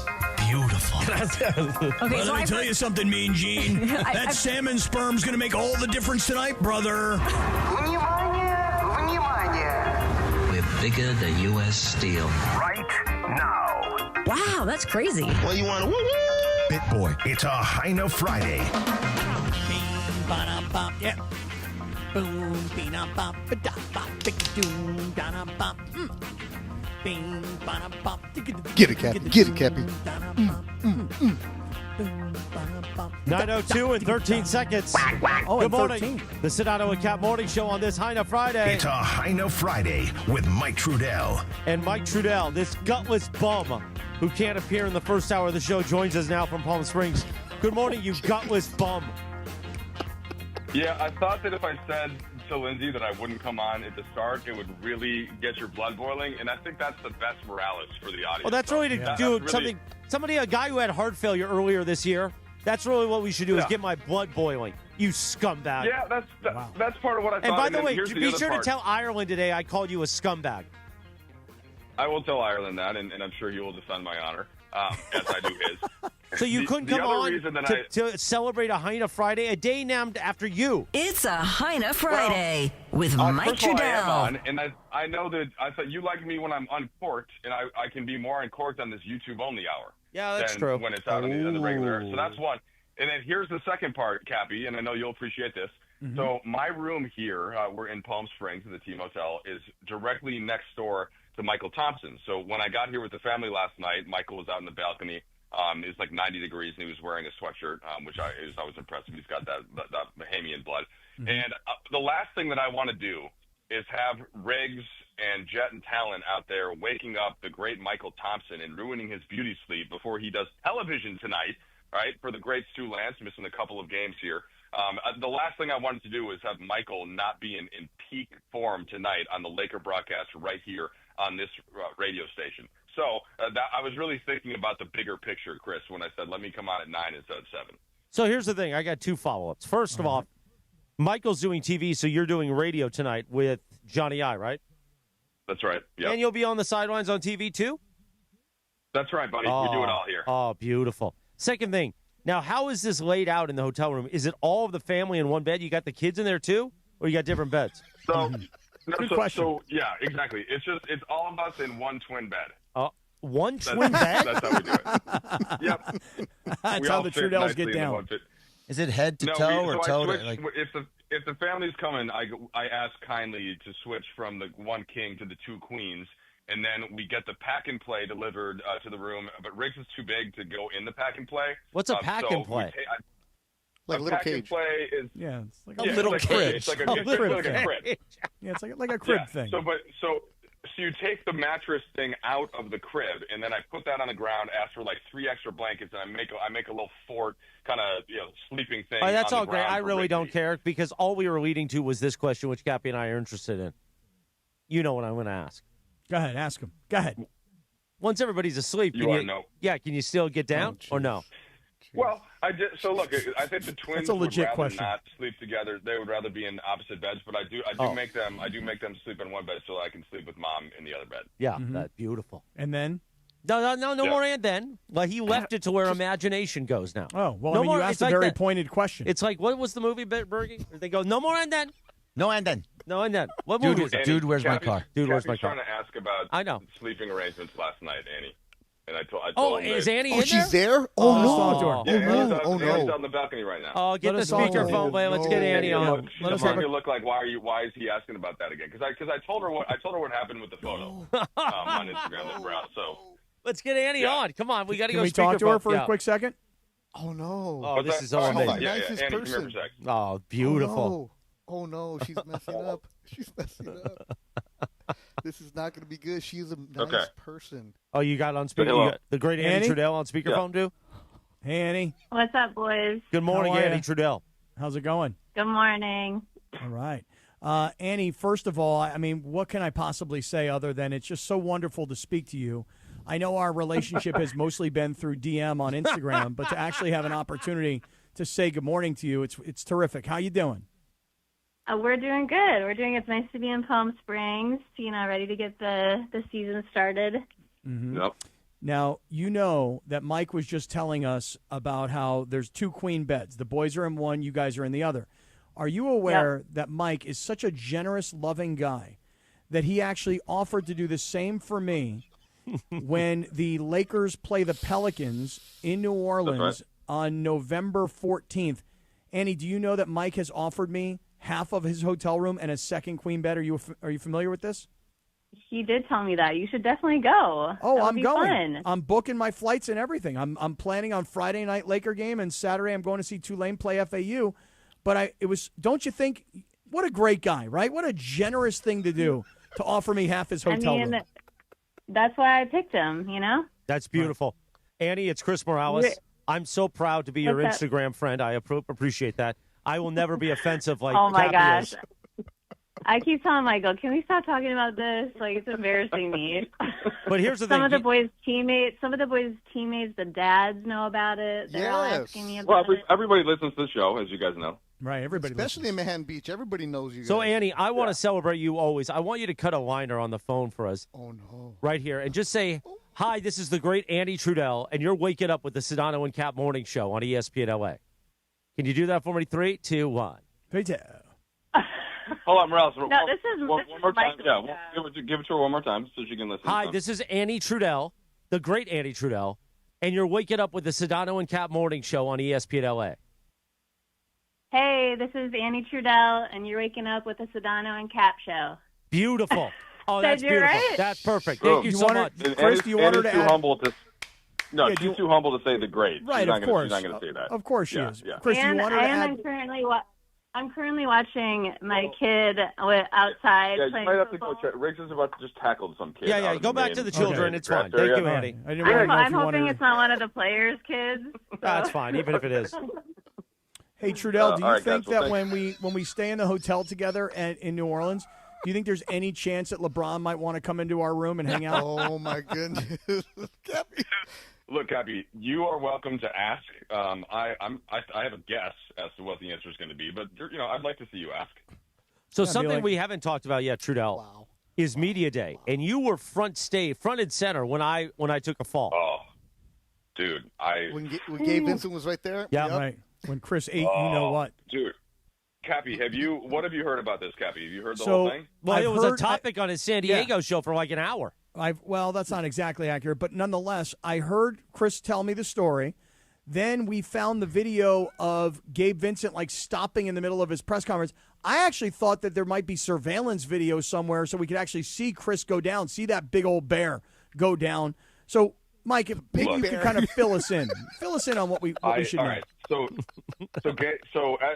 you know the set. Anybody that doesn't know, like the setup at the UCLA Health Training Center, like where the Lakers practice, there's the court and they have the podium and this big stage, right, where the players go up, and then there's just a narrow pathway behind that, and that was like there's only a couple of people walking back there, and so like I'm facing that direction because I'm facing the players, right? I'm right in that front row, and out of the corner of my eye, I noticed. First of all, I didn't see who was behind there at first, so I didn't know who it was.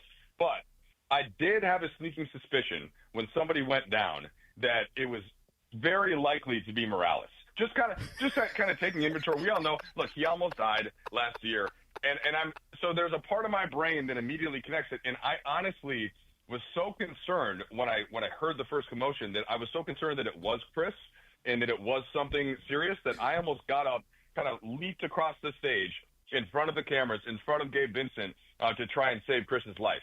But I noticed Lisa Estrada, who's fantastic and does everything for the Lakers. She kind of turned around the corner and gave like a signal as if like, okay, everything's okay.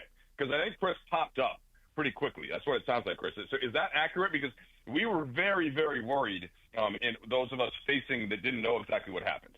Oh, no, I popped right up because here's the thing.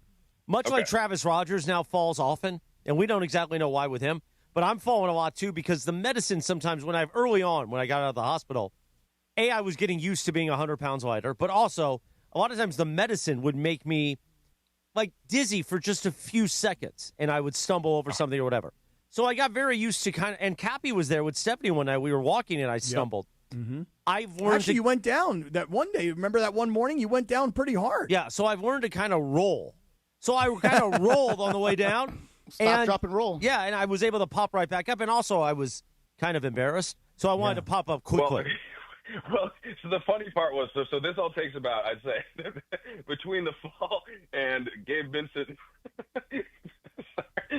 Trudeell can. But here's the best part, Cappy, as Trudeell recovers his voice. I got it, Beto. I got it. Thank you. All right, but before, between the period where, after Gabe Vincent kind of questioned, I hope he's all right, then about 15 seconds later, Morales just very quickly, rapidly walks, with his head down towards the other direction, and nobody else went that way. So that was when I knew it was Chris. And then a part of me wanted to go over to Chris and make sure that he was okay, because I figured he probably just wanted to get out of there. But what if he was still hurt? But I didn't want to draw attention to it because everyone would have seen if I just got up in the middle of the press conference and walked over there. And then, being the guy that I am, Cappy, I was willing to die with this secret. I wasn't going to say anything on the air. I'm like, Chris doesn't want to be embarrassed, maybe, and so I was not going to say anything. And then I see corporate Greg and Morales at the food trucks. And Morales orders a burger and fries and with all the sodium on it. I'm like, what? Dude, you almost died again right here in front of Gabe Vincent. Then you go over to the food truck. So what are we doing here? There was a healthier option at the food truck right next to it. So these are all the things. Yeah, but you got the healthier option and you weren't thrilled with it. No, so I went back and got the burger. Exactly. But guess what? I also did not almost die last year. Yeah, but here's the thing. My heart is functioning normally, so I know it's going to pump the sodium out. Plus, it was the middle of the day. So that's when I tend to, quote, cheat a little bit. And then because I know it's going to pump out. And that night, I walked 3.5 miles. Yeah. Cappy, did I play this right, though? Should I have gotten up and run over and interrupted the press conference? No. You got a job to do. You got a job to do. And I think it was probably more incumbent on Bergie to be the guy to help Chris rather than yourself. I think that you were there in Laker mode, and I think Bergie is on ESPN LA mode at all times. And Berg, I don't know how you feel about it, but don't you feel like it was kind of your deal that you should have been the guy to clean up the mess? Possibly, but I heard the loud bang when he dropped and just kind of chilled. By the way, Clinton Yates is now in studio as well. Bergen's like thinking to himself, I'm in charge now. I'm the captain now. Oh, boy, Trudeell, that Oh, yeah, you just opened up a big old Bringing up can. a can of words a big can. from months Good ago. job, Trudeell. Thanks, Atta baby, atta baby. Hey, Cappy is going to throw that. He's never going to forget that you said Right. that. Can I just ask one last question? When Morales did go down, was the audience of people, did everybody turn around and see him, or was this like behind a curtain or something? We were all looking in that direction. We were in that direction, but it was behind the curtain. That's what I'm saying. It was behind the curtain, so we couldn't see what happened. You know? Chris, we were just, that was why. And when he got up on his own and walked away, then everyone was like, "Oh, okay, it was that guy." But Chris, had everybody seen it, would you have popped up and been like, "It's okay, you can laugh, it's okay"? Well, if Gabe Vincent stopped and came over and said, "Are you okay?" or something, yeah, I would have played into it more. Yeah, Cappy, because where it happened was behind Gabe Vincent, behind the curtain. When Trudeell and the other members of the media, the beat writers, all had the front row. So they're looking at Gabe Vincent, who's on the podium. And so where I was at, you heard it, but you didn't see it. So nobody really saw this. And then a couple of minutes later, Morales comes over, and he's like, "Well, I fell." I'm like, "Oh, that's what that was?" Like, I heard it. I didn't know what happened, though, because nobody could see that area. And I'll tell you one other little nugget about all of this. Yeah? About on the way back from the bathroom, because that's where I was headed anyway. Mm-hmm. Lisa was waiting for me outside the bathroom to make sure I was okay again, and I was very nice of her. Then I walked up, and I immediately went to Sliwa, and Sliwa was like, "Oh, my God, I saw it. Are you okay?" Blah, blah, blah. And then Trudeell was glaring at me because he saw me talking to Sliwa, which I thought was odd. Yeah, like, why don't you like Sliwa, Trudeell? It was like, Trudeell's like, "Why are you talking to that guy?" Mad beef. Nah, Slee and I get along well. Don't try and divide. We've been hanging for a while. Cappy, you had mentioned that, like, yeah, I was in Laker mode, I was in business mode, I shouldn't get up. But I'll say this: if I'm doing an opening hit, like, on the court, right, to start a Laker game, and you were doing a Cappy Lappy, let's say you and Beto were doing a Cappy Lappy around the perimeter, and I saw you go down, and it looked serious, I would leave the hit, go over, and you wouldn't. No chance. He's that kind of guy. No, I think he's that kind of guy. I really do. I mean, any because guy, Geeter would yell at him. Geeter would tell him, "Trudeell, get back over here." Yeah, but Beto, any guy that offers another guy half of his hotel room and that's a different story. Hey, I understand this. That's a generous dude. Hey, that's a caring individual. Nah, that's hey, Mike, you guys. I'm just curious, real quick, for this broadcast tonight, since you're going to be doing radio with Ireland and yet simultaneously doing TV, I'm curious, and I think other people will be interested as well. How does that work exactly? Well, so I have an IFB pack, right? So in my ear, I'll have Billy Mack, and in this case it'll be Michael, and our producer Mark Shaw, who's terrific on the Spectrum broadcast, and so like that, I'll go through the regular pregame show that I do. And by the way, we should talk about this, Beto and Morales. I'll pop over into radio as much as you need me as well. So I'll just kind of go back and forth. We can talk about that offline. But I'll do my first hit on the court, and then I'll simply take that.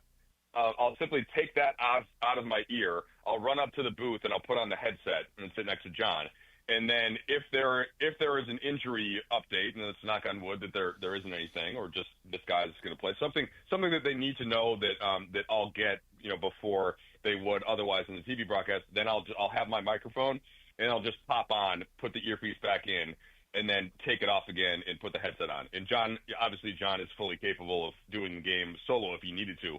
But if I need to be gone for like a minute, to do a quick TV thing, then John will just. Yeah, but does anybody really want John doing the game solo? I mean, do we really want that?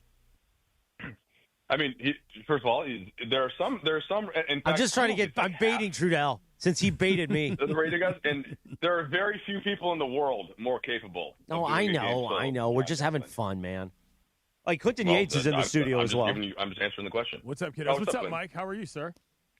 What's up? Did you guys have was there any trash talk?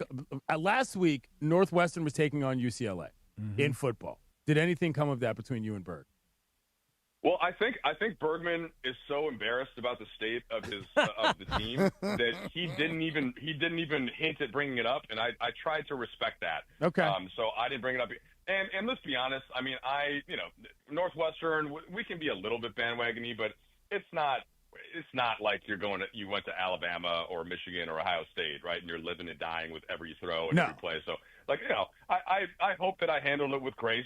I think I did I wouldn't mind, getting something from Bergman and from Ireland about it, but no, I think he was just hoping that it didn't come. By the way, I was completely embarrassed by it. But what you should have done was text me and just rub it in my face. Yeah, you should have rubbed it in. We are the worst team in FBS, and maybe take it all the way to the FCS too. So they are so bad. No, here's the thing. Here's the thing that I sneaky love UCLA, and I kind of always wanted to go there. I visited campus, and I was like, from a kid from Minnesota, I was like, this is amazing. But I wasn't quite good enough to make the soccer team when I was one of the best in the country. Right. And so that was one of the reasons. Northwestern, we sucked, which helped me play there. And they don't have a journalism school. So I love UCLA, but the two things that I was, kind of most focused on in college. So look, I'm trying to keep those doors open in case the boys want to go to UCLA one day. So I try to speak very kindly of the great institution that's just having an off year in football. An off year, really? Yeah. By the way, off 2 decades. Fergie, can I just tell you one thing? Like, it's one thing to fire your head coach 3 games into the season. But how about the defensive coordinator and then the offensive coordinator? I'm blown away by this whole offensive. Tino Sinceri, I've known this kid since he's like literally a baby, and I was so excited. I mean, the offense was trash. I know, but I was so excited for him to get this job and to get this opportunity, and for them to say, "Hey, look, head coach is gone."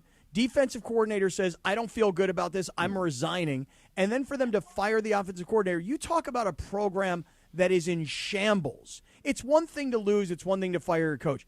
But you can't keep the coaching staff together to just usher the team through the end of the regular season. They are. I was blown away. They were Cap, fully. have you talked to Tino? I have not talked to him. I feel bad. I'm going to reach out to him. So the little bit that I heard was it was, hey, if you want to leave, cool. And he's like, it was one of those where we're not going to hold you back here. And for Tino realizing how bad it was, it's, hey, great time for me to hit the rope to find a new job. And I don't know how much he was getting paid, and I don't know how long his contract was, but let's just say they signed him to a 2 or 3 year deal. If they're telling you, hey, you can leave and we'll pay you out, you're not from L.A., you have no ties to L.A., you might as well just pack your crap and get out of town and take their money and go. Yeah, it was very much a mutual parting of ways, and now so they are completely cleaning house, and with that cleaning of house, there is a very, very large swell from the fan base to get rid of Martin Jarman too. There's going to be planes flying in the sky this weekend and for the next few weeks, and having billboards that are being driven around town saying "Fire Martin Jarman." And by the way, done. We are fully done with the Martin Jarman experience. There's a story about Jarman in the Times today, and you'll see a lot of donors are upset about him. And very upset. Yep, I read it. His contract could be $1 million if he wanted it to. It was $785 was the base. Hey, by the way, listen, with Sedano not being here to defend Martin Jarman, listen, I don't know how he survives. And it's got not because he's a bad guy. He may be a great guy. He may be an amazing athletic director. It doesn't matter. The bottom line is your most important, I would say, money-making sport is football. And, I've been reading about this blew out this weekend against Penn State at the Rose Bowl. Yep. How many people do you think are going to be at this game, Bergie? 0. 25. Yeah.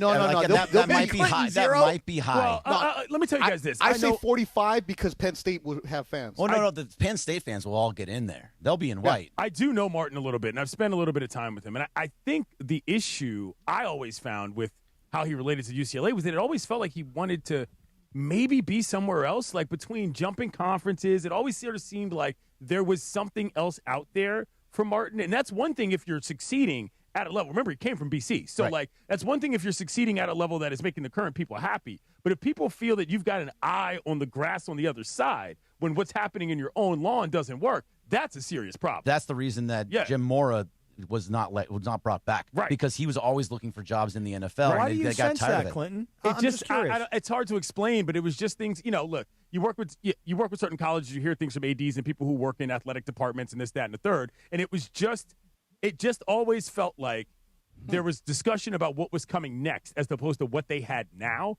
And when I'm dealing with an AD, and I'm not saying this as in I have a problem with this. This is just how some people choose to do things. When you're dealing with an AD who's very much working with student athletes and young people where the now is as important as the next, I think it's really easy to alienate a lot of people. Isn't that interesting, though, because you don't think of a school like UCLA, like when you're an athletic director and you get to UCLA, you don't think of that as necessarily a stepping stone job. Sure. But Yeah, that's but interesting. Shouldn't. because here's the thing. Like if you look at a school like San Jose State, for example, Yeah. that's a stepping stone job.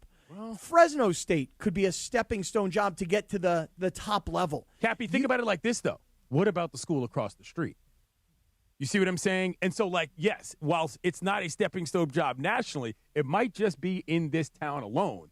And I feel like, I mean, that's the kind of thing that's, gets in people's minds. And flying planes over the Rose Bowl to get rid of Jarman is crazy, but I can totally understand why people would. Yeah, that seems like a kind of a waste of money. Don't get me wrong. I don't want to come off like a hypocrite because I funded a lot of planes that flew over Dignity Health Park when the Chargers were playing there. I flew a lot of planes over that stadium about Spanos and the owner of the Chargers. You know it's bad. How much does that cost? You know it's really, really bad. It's like $800 a plane, Mike. How much? I think it was like $800 or $400 per plane. That's not actually bad. That's How much is the actually fuel not running bad, you? yeah. That's the question. Well, it was just Stable it really Wars was residuals. It was a we actually did like a GoFundMe, and people donated to it. And then we had one guy, his name was the sign guy, and he would book the plane every week, and then we would all vote on what we wanted the plane to say that was flying behind it. So it's a good bit, Cappy. It's a good bit, Cappy. It's a good bit. It's a good wacky bit. Yeah, but I mean, and it was only like $800, Very wacky, as I recall. Yeah, really. Yeah. So wacky, you can play a cowbell while you're doing that. Wacky. But that's bad when you're trying. When the fan base is trying to get rid of the athletic director, somebody they've never met, somebody they've never dealt with, somebody they're never going to see, like that is not good. You should not know your athletic director's name like that. I agree. Mm-hmm. I agree. But the problem is he signed his own check when he did not fire Chip Kelly after the Arizona State game the year prior. By not firing him, it screwed everything up. And now people are putting out. Spencer G just sent me on this on Twitter.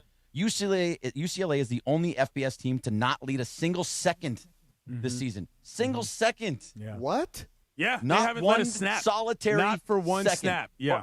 Well, on the flip side, at least they're consistent, Greg. That is true. That is true. This team is. We have major updates, by the way, in the Clinton and Beto world that I want to get to later. Just so you know. Well, let's get to them now. Yeah. Well, I mean, what do we do? What did we do? I got to meet somebody who is a lore individual in Beto's life. And it was great.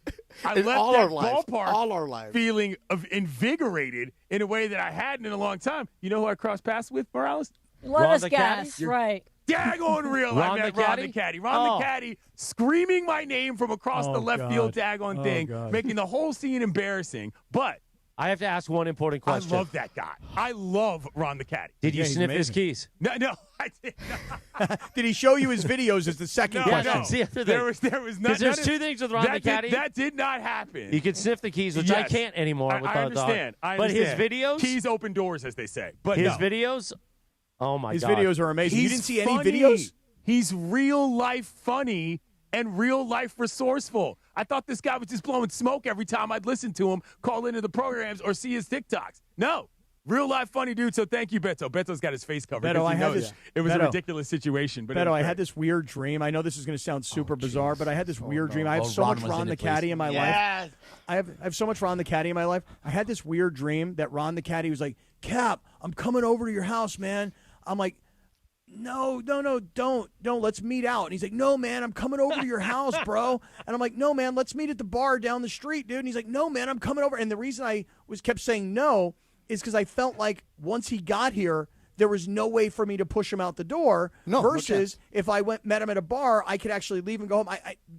It's funny you're saying this, Clinton, because I'm having Ron the Caddy dreams now. Yeah, listen, I understand. He's a mix of the dude from The Big Lebowski and Bill Murray's character as the groundskeeper in Caddyshack. That is him. He's a trust fund kid. Oh, yeah. He's a trust fund kid who's a caddy for fun. And he is just crazy, degenerate. He denies that, by the way, Beto. He denies the whole, the whole he's got plenty of money. Let me say it this way. All of you losers in the YouTube chat wish you could sniff, and I use that word for a reason, 1% of Ron the Caddy's coolness. Oh, wow. Actual real-life human I met with my eyeballs and my hands and feet, and I'm telling you, that guy destroys all these dorks in the YouTube chat. Big CY. CY. You want to know the coolest thing that Ron the Caddy did for me? What's that? Besides sending me every day his prize picks, which he's a big winner and I'm ice cold. Okay. The coolest thing Ron the Caddy did for me was about 2 to 3 weeks ago, he caddied for Justin Herbert and Ladd McConkey. Nice. And he said and he literally tried to get them to do a video for me. know. He was like, okay, guys, do a video to Cappy from ESPN LA. Hey, Cappy, it's Justin Herbert. Eat a fat one, bro. Like, he literally tried to get these guys to do a video, and he said he was this close until finally Justin Herbert was like, this seems like a terrible idea. So I mean, I listen. Ron is not. He's what is it? An acquired taste, Beto? Is that the way to put it in terms of his interactions with different people? He is real. He knows how to work a room. He is a real character, and he is a real smart sports fan. He just is a degenerate who has too many vices, and he cannot maintain 3 hours of a show, or else he'd be one of the co-hosts. He also said something really funny to me because we did discuss the YouTube chat. Chris, you'll like this. He said, "Oh, this is very simple. I know a lot of guys like this." He said they'd never met a smart black person who didn't care what they thought. And I was like, "Oh, fair observation, Ron." He's very smart. He's street smart. He is. So I appreciated that. But he does Ron. a bit that I don't know how to feel about. So every time he sees Stephanie, my girlfriend, he goes, "Stepmom." That's awkward. So it's awkward because it's multi-layered. If you know what I mean, you know what I'm saying. I see what you're saying. You know what I mean? Yeah. No, but anyway, I was You'll love this. Very excited to meet Ron. Yeah, Cap, to button up the Ron, you'll love this. I drove with him, big mistake, but he has connections in the parking lot because he used to be a parking lot attendant at Dodger Stadium. He used to be an usher at Staples Center, right? So he knows everybody. We pull into Dodger Stadium. We didn't pay for parking. Nice. We ended up in the suite level parking. Nice. All he kept doing was like, hey. The resourcefulness. Again, he's also got a heart of gold. Big really part does. of his game. Yeah. So that was. I'm not even joking. I texted you afterwards. I was genuinely excited that we got to hang out. So but that was I'm cool. disappointed to hear, Big CY, that you did not go into Ron the Caddy's phone to see his videos. No. You can't do that the first time you meet him. Again, what do you mean? Social graces are important. I was also there. There was a reporting situation that I was involved. I was there in a professional context. Oh, CY was working. However, I did spend some time for a carve-out. Obviously for Beto. When Beto's in the building, we're obviously kicking it. I took CY to left field pavilion. I did not know Ron was there. And so when I got there, sure enough, he's screaming at me. And I'm like, well, guess that's Ron. Also, Ron doesn't care about what time it is that they need him. He sat with Bergman at the Dodger game. Yeah, he showed DeAndre those videos the very first time he met him. DeAndre's still scarred. He is very much scarred. This is something that, we talked about a lot of his choices in life, but I guess this will be a second date kind of situation for me and Ron. Beto. Yes. What do you think? Big CY, I just have one quick question though. Just one thing, because I saw a picture of you with the vice president of the local chapter of the Handsome Man community. That happened as well. Now, are you picking sides another now? non-dork listener? No, I'm not picking sides. Okay. I'm just referring to the people that I like. Okay. My man Losman, the vice president of the local chapter of the Handsome Man community. By the way, he came in, and I shouldn't be telling the story, but I am. Let's just say somebody he was with almost didn't get in because they brought something they shouldn't have brought. And I was like, dang. And so that was an awkward situation. Brought something into the Dodger game? Yes, but it all worked out. That person made it into the game. But yeah, got to see Los, got to take a picture with the VP. He was hanging out there in right field, left field side. So it was a really good time. Also, the Reds got totally destroyed. So that kind of no surprise. It was a little easier to socialize because the games weren't really doing much, so that was a good time. Sure. Well, since you mentioned it, and since we've got the host of the Blue Review in the house, sure, and we got Beto here as well. Let's just can we spend a couple of seconds here, guys? The Dodgers and the Phillies will start this weekend. We know what the Dodgers did against the Reds. I don't think anybody here is particularly surprised at how the Dodgers beat up on the Reds in 2 games. But we also know who the Dodgers are because over the course of 163 games now, we know that they can rake with anybody. They've got excellent and plentiful starting pitching, and we know that their bullpen has been garbage. So I'm just going to throw it to you guys. What are they going to do now against Philadelphia? Do they stay with the same game plan with the bullpen?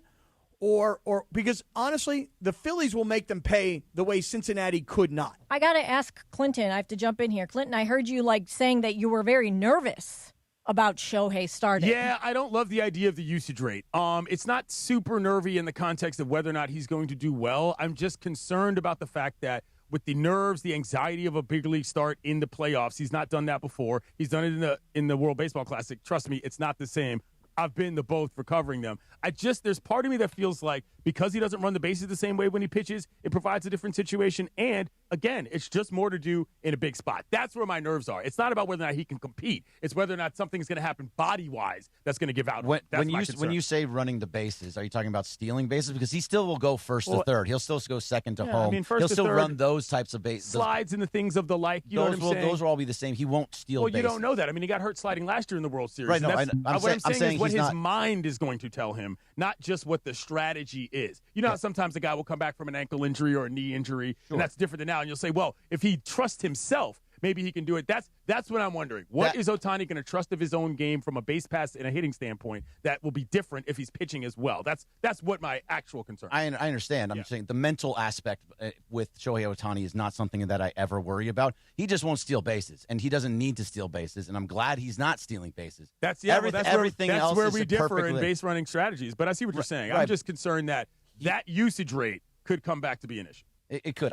There's no issue with him pitching, and I think he's going to be phenomenal on Saturday because this entire pitching staff has been really good outside of the bullpen. The starting pitching is amazing. The 1 through 9 is amazing. Can keep up and actually is better than the Phillies. It really just comes down to, is it Kershaw? Is Sheehan, which wasn't great the other day, but still they still trust him.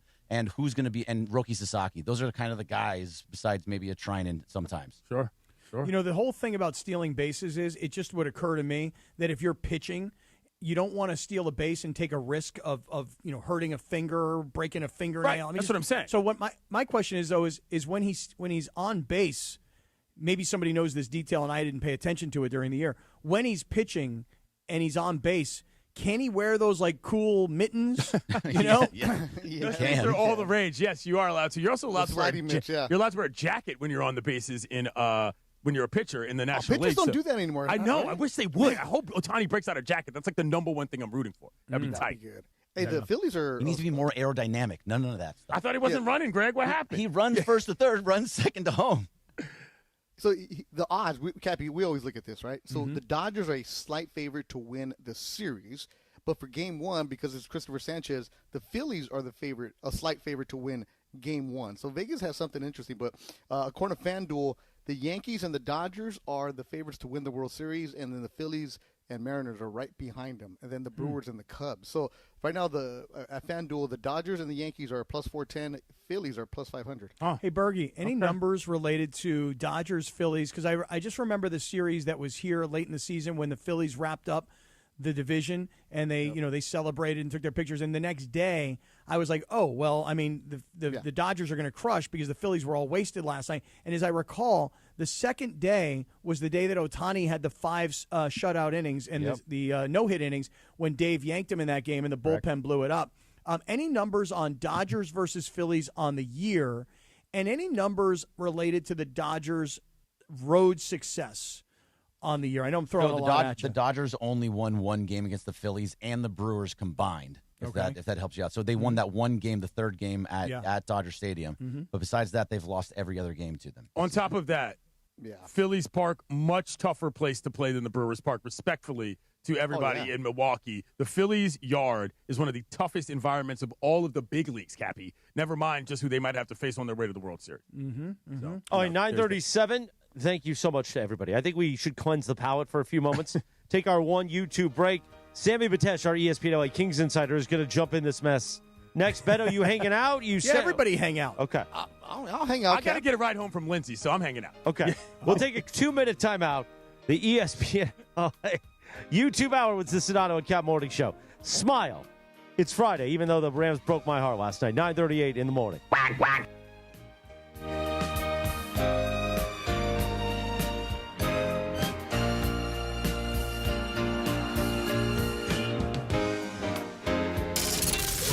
Lake Show lives here. You know, there should be no excuse why we can't make things happen on the fly. LeBron for the dunk. I told you time and time again that we won't stop. Lakers basketball is back. LeBron James, Luka Doncic, and the purple and gold hit the desert for preseason Game 1. Three-pointer by Luka. That's good.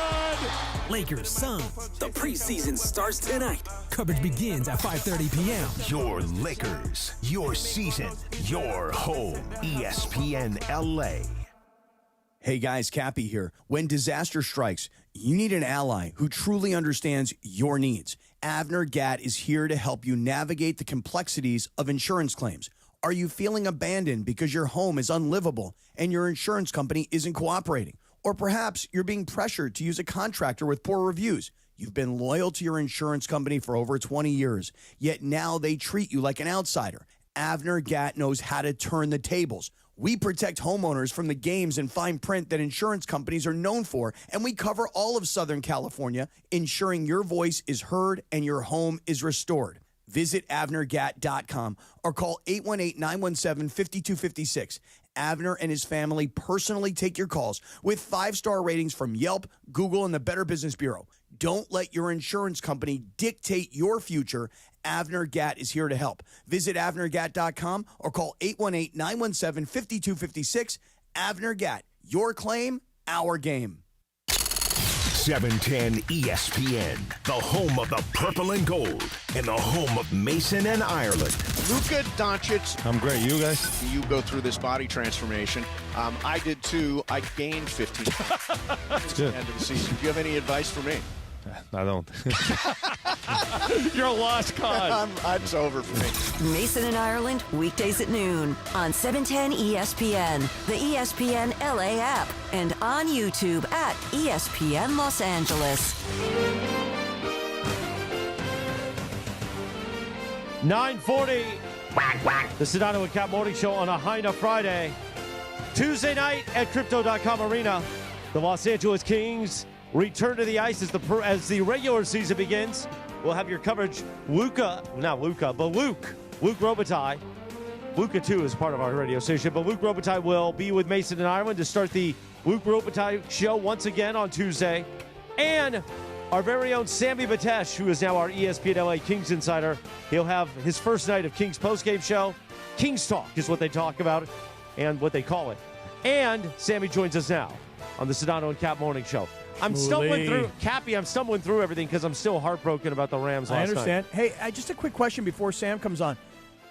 At what point in that whole discussion between Chris and Beto and the Big CY and myself and Bergie, at what point did we actually lose Trudeell? Because none of us knew he left. He just texted me and was like, hey, I got to run the shoot around. I was like, okay, thanks. None of us knew. I think Annie gave him the sign, like, you know, Right. we got a few minutes here. The kids are still asleep. Yeah, like It's when done. Rachel gives you the sign, you know? Right. Well, I'll take that sign. I will take that sign. When the sign I'll take comes, it. you take it. Right. Exactly right. Sammy Batesh looking really good today. And Shmuley, you tell us before we jump right into the Kings. I am curious. Chris is heartbroken. I'm angry. I just was so furious last night over that Rams loss. How do you let your division rival come into town with a backup quarterback, with all backup wide receivers, without your star defensive end? You lose two defensive players along the defensive line during that game. You fumble going into the end zone with 1:05 to go. I was furious last night. What did you think? All right, first of all, Kendrick Bourne, game of his life. And, of course, he's had the chemistry with Mac Jones from the New England Patriots days as well. But I'll say this for that game, for the Niners, for Thursday Night Football.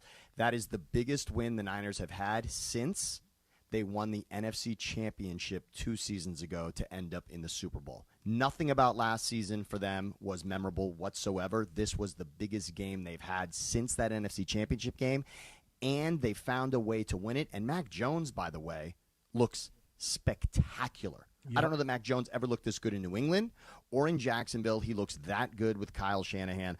That's something to worry about. And this changes multiple things, not just the NFC West, but the entire tiers of the NFL now changes because the Rams, I'm sorry, they are now in a separate tier below where the Niners must be when you talk about contenders in the NFC. And the Rams have themselves to blame for 2 of their losses. I'm sorry, special teams is a problem for this team. You cannot get kicks blocked the way they have now in every single game. It is an issue, and the Rams, you can't say anymore, oh, we're a field goal block away from being perfect this season. No longer. They let the Niners come in and dominate. And by the way, the question for everybody in the room is, How does SoFi let that happen game in and game out? Oh, For that to be a Niners game, it's a Mm-hmm. Niners home game. I mean, the post-game show you saw on Amazon, the post-game show, how many Niners fans are there celebrating after Sam, that I'll tell game? you, It's disgusting. I'll tell you, Sam, because some of my friends who are Ram season ticket holders sold their tickets to Niner fans.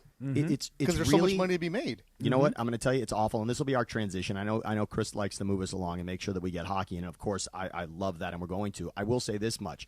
The Kings had the greatest home ice advantage in the history of the franchise last season. It was the greatest dominant performance at home over the course of a season. The most wins they've ever had at home was last season, and that's what you need to do at home. You protect home ice, you protect home field. The Rams, it's not about protecting it on the field with the game. It's up to the fans, exactly as you just said, Beto, exactly that.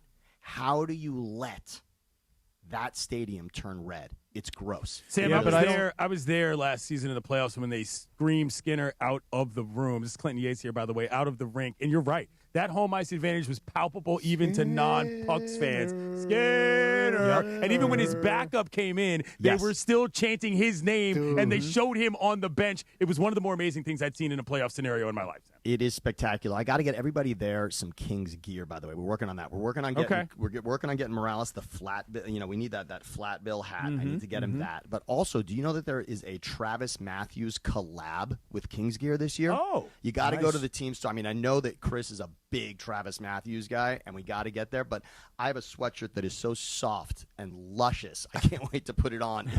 It is my prized possession, but it's pretty special. And by the way, this Saturday is the final preseason game. Another one with the Ducks. I mean, enough with the Ducks. I know, right? I know. Wow. Right, could you imagine the NFL preseason if just the Rams and the Chargers played 3 times? We're going to play 4 games against the Ducks. All right. So we're finishing with the Ducks in the preseason Saturday. And then after the game is a pretty special season ticket holder event where we're going to be out there. And I know I sent Parker a little photo. I've been. By the way, I know that AI is very important to us here at Good Karma Brands at ESPN LA, and I was playing around with some AI to come up with something. They've got me at the Zamboni station on Saturday to hang out with the season ticket holders at the Zamboni. And I don't know, has anyone there been close to the Zamboni? Does anyone know there? It is No. crazy.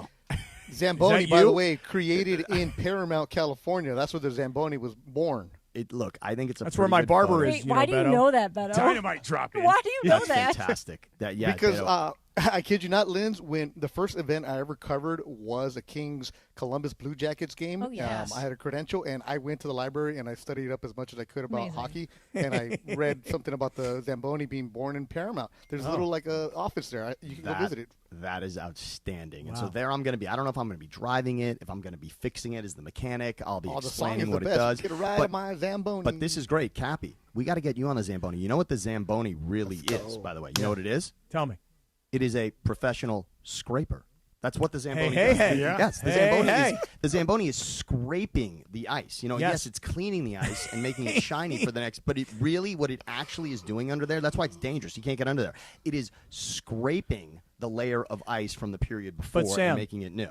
But Sam, I want to tell you something right now. Tuesday is the first game. Yes. We're all going to be there on Tuesday night. Can't Love wait. And as I told Sedano, I go, dude, this is the year we get more Kings coverage and we get into the LA Kings from start to finish. But Sam, I don't want to ride on the Zamboni. I want to be one of the ice people who comes onto the ice The other and does the You want to be the broom with the scraper. shovel. The broom yes, scraper. Yeah. I want to do that. Now, can we make that happen? Yes. Now, here's why. First of all, as I told you previously, this used to be very specifically called the Ice Girls. I was going to say, are you hot enough for this, Cappy? I don't know if I'm hot enough for it. I don't know. He's sexy AF. See why. Yates, by the way, you know that it's no longer just, and I think the Ducks did this before the Kings, by the way. I think the Ducks had the girls out there before the Kings did, but it used to be the Ice Girls would come out and scrape the ice. They'd have those snow shovels that they come out with and around the net. I used to have a snow shovel. Yeah. Chris definitely had a snow shovel right here. In fact, in this room that I'm in right now, Chris used to have a drawer with the snow shovel in it. Yeah, exactly. Very popular right behind me. Right behind this backdrop was the snow shovel for sure, which is amazing. But the snow shovel, Cappy, Now you'll see it's a crew of dudes going. Yes, Yeah. I know. I want it's in. no longer about. Yeah. It's no longer a female only situation at all. Wait, So what do did I they have to do? females and males, or is it now just males? Lindsay, I really want to go back and look at the history. I'm gonna have to ask. I'm gonna have to go I to think it's King's both. research on this. It's I both. think it went. It is but both. Lindsay, I think it went all female Right. to all male. I don't- The last game I was at, I saw an all male crew. out there. Maybe so, but I've noticed that when I've been at Kings games last year, and Big CY, when we went to the game last year Yeah. together, I said to you, I was like, dude, I want to do that, and I know it was like half dudes and half chicks. I want to do it now, Sam. I don't know what I have to do. I have to audition? Do I have to prove that I'm a good enough skater? You have to I don't know. audition in a crop top. Yeah, do you Okay, have so video first of of all- you scraping? Yeah. Yeah, well, first of all, yes, Cappy. First of all, And we sequins. can on your resume, professional scraper, clearly already very well documented, right? So we can get that done. By the way, And- Bergman did an in-show scraper today. Wait, today? I did not have Today? any choice. So Absolutely. wait, It was, so there was Greg- no no choice, choice, in that matter. Greg, you know what my greatest fear of Yeah. joining this radio show consistently is? What's that? My scraping schedule. Yeah, well, see, Oh, this yeah. is This thank is you. I'm gonna glad throw Sam, everything off. Yes, Sam, I'm yes. glad you said that because if you're regular and when it does not go well in the beginning in the morning and then it comes to you later on, it's going to happen at some point if you're regular. Okay, let So me ask I missed everybody it there. early. It had to happen later. So Bergman, I'm going to ask everybody there, and I think Trudeell might be the only one with this correct answer. Does anyone there have the Japanese toilet seat? That's really No, getting but a getting friend in of there? mine does. Shouts Okay. out. I have a Okay. close friend who does. Ramona It's a has it. Japanese toilet seat. Ramona Okay, has wait, it. Cappy, you don't know about this? I don't know wait, either. because do you mean the heated seat that Yeah, has the but heated bidet? and what else? What yes, else I is got happening? that. The Tashi, Okay, that you got one? it. So Yeah. okay, so Cappy, you've got it. Yeah, Bergman. That'll change everything. Oh, yeah. because it sort of forces the issue. It forces. It- I yeah. need that. Yeah, Last night it does. tickled me. It was like kind of weird. It was like tickled you. it No, really no, no. did. It was It's definitely. it was like a fire hose. It was like a fire hose last night. The pressure was unbelievable, and I was like, You always ooh, take it too far, ooh. Cappy. Yeah. Always. Why is Every that too time. far? Every time. But Why is and that too Lindsay, by the far? way, there are settings for both the ice girls and the ice boys. There are, there are. Now there are that's too settings far. So Yeah. when I was at I think it was the Cosmo. Yeah, the Cosmo in Las Vegas, they had those fancy toilets where they have Yeah. like the heated seat, the heated like fan and everything. Like it's a whole thing. They have By the the really way, fancy if toilets they, there. If they really had that at a casino, that would change. Usually, when a group of guys go to the bathroom, it's for the snow shovel. But this would obviously be for the toilet. In that case, it might, Yeah, that's a might good change point. everything. Very good But I point. wanted to say, Fabulous bathroom. Can I Okay, ask so you a real really- hockey set question, though, Sam? yeah, please. Kopitar calling things quits. What's Yep. that going to be like in terms of how the team does things and in terms of how the fan base feels about that run? Okay, so first of all, we can debate this next time. And I got asked this on not the official Kings podcast, but Chris knows Eddie Garcia, so does Bergman there. We all know Eddie Garcia from our Fox Sports Radio days. He hosts. Update guy, right? Yeah, but he was on shows forever. He had such a run at Fox Sports Radio. He is part of the Locked On Kings podcast, so every day he's talking Kings. He had me on this week, and he asked me, is Kopitar the greatest King of all time? I And of like course, this question. right? And in Yeah. a franchise that has had Wayne Gretzky, it was very difficult for me to answer. I don't feel right having any conversation where Gretzky isn't greatest. Sure. And this is maybe the one conversation where you could say it could be Kopitar. But to answer your question specifically, Kopitar did it with the intent, Clinton, of getting it out of the way so Okay. that now this wouldn't be asked. Now, the issue and the flip side of that is because he has said it out loud, now everywhere he goes, guess what? Yeah. It's a little bit of a farewell tour, right? So now it even becomes something. What was it like your last time in this building, et cetera, et cetera. So that becomes really interesting. But it will not be a controversial distraction because the Gotcha. answer has been set. I love it. I think he deserves it very much so. And I want everyone there in on this. There needs to be a statue outside of crypto at some point. It's going to have Doughty, Kopitar, Jonathan Quick together, and Dustin Brown. Those four guys, they brought the two cups to L.A. They deserve their own collective statue. You can't tell the story of any of them without each other, and they deserve that statue together. I like a collective statue. That's a good Yeah. idea. Solutions oriented. Good call. And maybe one day Cappy can have a statue out there as world's greatest scraper. As the ultimate scraper, he Yeah. really could do that. But Tuesday night, by the way, the Avalanche, I just want everyone to be aware of this. And, maybe I'll do this each game where there's somebody you got to watch, and maybe we'll just kind of, educate. And this is not a name that is wildly out there.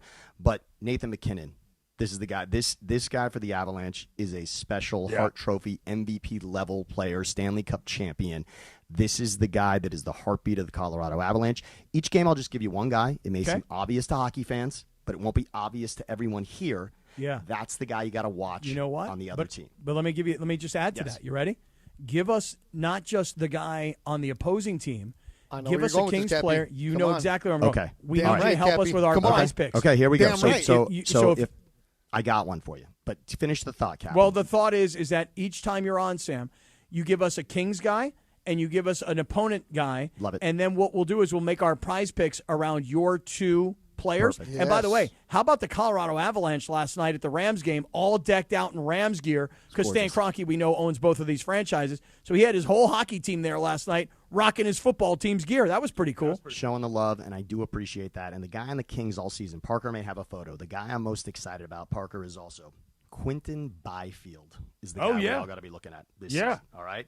And Yates, you know this guy. By I'm the way, familiar with his work. By the way, the only all-black line in the NHL since the 1940s, Byfield played on when he played in the AHL. And he is a member of the Kings. He had an injury a couple seasons ago. He is back. He is healthy. Quinton Byfield is that dude. Real deal monster, skater man. too. Yeah, He is 6'5", He is Jamaican him. roots. Yeah, Chris and I used to be a part of this of a segment on a morning show. By the way, Clinton, you'll appreciate this. It was called Brothers Can Skate. Let's go! And Quinton Byfield, let me just tell you something. Not only can this dude skate, he can throw his body around. Yeah. He can score. He's got if you just look up Quinton Byfield's best goal, you'll see it. He bats the puck out of midair to himself, turns around, and gets it in the net with one hand on the stick. It's maybe the most impressive goal I've ever seen, but Quinton Byfield is the dude, Cappy. So we're looking for this game. We're looking at Byfield. This is kind of a season thing with Byfield. But If it helps, somebody had the nerve to bring up the name Jerome McGinley when they were talking about Byfield. If he got to the top of what he could possibly do with his body and his goal scoring skills in terms of who he is, Cappy, I'm fairly certain you know who McGinley is. Yes, but Big CY, since Calgary brothers can Flames. skate, can you join me on the rink? When If we we're in clean the hockey ice? skates, I can skate. Yeah, as long as we're not using figure skating skates because those are like weird and hard. No, we got to have real hockey Hockey skates. skates, I can definitely skate in. I love Cappy's it. beat you on a Cappy's hot a lap. brother, that's why. I can beat you on a hot Damn lap, right. too, probably, Cappy. We'll see. Kings Okay. Avalanche Tuesday night. You'll hear it here on 7:10 a.m. We'll have it terrestrially. And, of course, on the all-new ESPN LA app. Coverage begins at 7 p.m. Face-off at 7:30. That's when the puck drops. And then after the game, Kings Talk with Sammy Batesh, our ESPN LA Kings insider. Thank you, Sam. Have a beautiful weekend. Thank you, Sammy. Appreciate you, Sam. Love you all. Can't wait for Tuesday night. The puck drops. Same. Can't wait. Super stoked. Beautiful. It is time for Dealer's Choice, Cappy. You got something for Dealer's Choice? Of course I do. All right, Of course first, I let do. me tell you, Dealer's Choice made possible by our friends at Sellers Advantage. Want to sell your house? Before you call an agent, call Sellers Advantage. They'll buy it as is with a competitive cash offer. No repairs needed. They make selling easy. Call 888-390-AS-IS for a no-obligation offer. Or visit sellersadvantage.com, DRE 0196-1658, Cappy. So, Clinton, you just Yes. heard that brothers can skate, right? Yeah, Hebrew brothers can eat. I believe that. So what Now- you talking about the 999 challenge? Well, no, not the 999 challenge. I'm out on that. But, last night was the ending. We had the start on Wednesday and the conclusion on Thursday of Yom Kippur, which is the Day of Atonement, the holiest day of the year in the Jewish New Year. Sure. It's a day where you don't eat, you don't work, you don't do anything that brings you any pleasure of any kind. Then, when the sun sets, like it did last night, then you break the fast. So no eating, no drinking, no water for 24 hours. Not really that big of a deal, but you're supposed to theoretically suffer, right? Gotcha. I hope everybody's watching what's going on YouTube. Parker, if you could bring it up, take a look at the schmear last night, the smorgasbord, if you will. On the left side, I got about 100 bagels going in there. On the right side, look at that. Bagel, lox, cream cheese, egg salad, tuna salad, whitefish salad, tomatoes. I mean, dude, I ate like I hadn't eaten ever in my life. And then you talk about scraping. It's the same situation every year. You don't eat for 24 hours, and then you eat a ton, and you eat really fast. And every year, these folks who host this dinner, I destroy their bathroom. And it's just the worst thing ever because it's a community bathroom. That was your kicker? Yeah, that was the kicker. Oh, my the God. kicker is the bad guy. Yeah. I destroy their bathroom, and it's so embarrassing because it's like their downstairs community bathroom. And then didn't last year your son destroy one of their bathrooms too? He did. He destroyed the downstairs. I had to go find their upstairs bathroom to go destroy that. Hey, But screw you, Dad. Take a look at the food. The everything bagel. That's pretty good. The cream cheese, the That's pretty egg good. salad, tomato. I mean, dude, it was amazing. So I broke the fast last night, and then It was a complete evacuation. By the way, you stop saying do evacuation. you want to see my pants today, Chris Morales? Because you said I came in pajamas last time, so I Let me see. wore extra tight pants so you could see the sex appeal. Whoa. I wore these guys. Whoa. You know, so Damn, these skater boy. These I are the feel ones like I I'm wear gonna- to the park Here's the when I thing. need to get free stuff. This is what happens. Those are so snug that I think I'm about to see Little Yates. You know what I mean? Hey, ain't so little, hot shot. Well, I don't Ain't mean so lit- little. I know, but And for all of you on the YouTube channel who are obsessed with what I wear, this is the fit today. I love the It's sweater. raining. But those, I mean, I feel like I'm really close That to you in those sweater, pants. dude. You know what I mean? I love the cardigan. I Nothing said that's a wrong with nice that. cardigan. Dude, I got to got get that sweater, man. Let me wear that riding sweater. pants? No, these are just mine. They're you can't see, but they're like a houndstooth. Can I fit my pattern. hand between your body and those pants? You know what I mean? No chance. I hardly want no pants chance. for a price. For a price. Big CY, It let me could let be me in rock play. that sweater on Tuesday night for the Kings game. That is like right No, out of the because Shannon Sharp collection. I will be wearing it as it is mine. No, sir. let me have it. Absolutely not. Let You me hold don't that have sweater. Enough hair Cappy, on we your gotta ass get you a to wear cardigan. this sweater, sir. let me rock that thing. A Friday tradition unlike any other. Everybody have an amazing weekend. It was a high to Friday on the Sedano Kap Morning Show, even though I'm still heartbroken. We'll get over it by Monday. Have a beautiful weekend. Enjoy the football. We'll see you Monday morning at 7 a.m., sucker.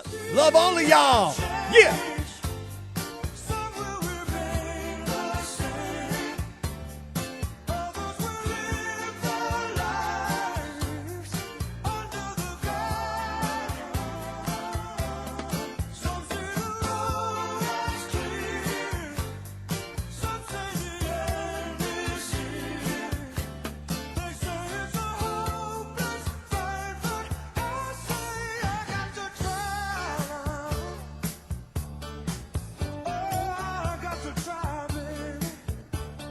Radio station. The Rich Eisen Show. Hey, everybody. Can't get enough of The Rich Eisen Show? You're in luck. You can find us everywhere. Watch us weekdays on Disney Plus from noon to 3 Eastern. Miss the show? We've got a podcast.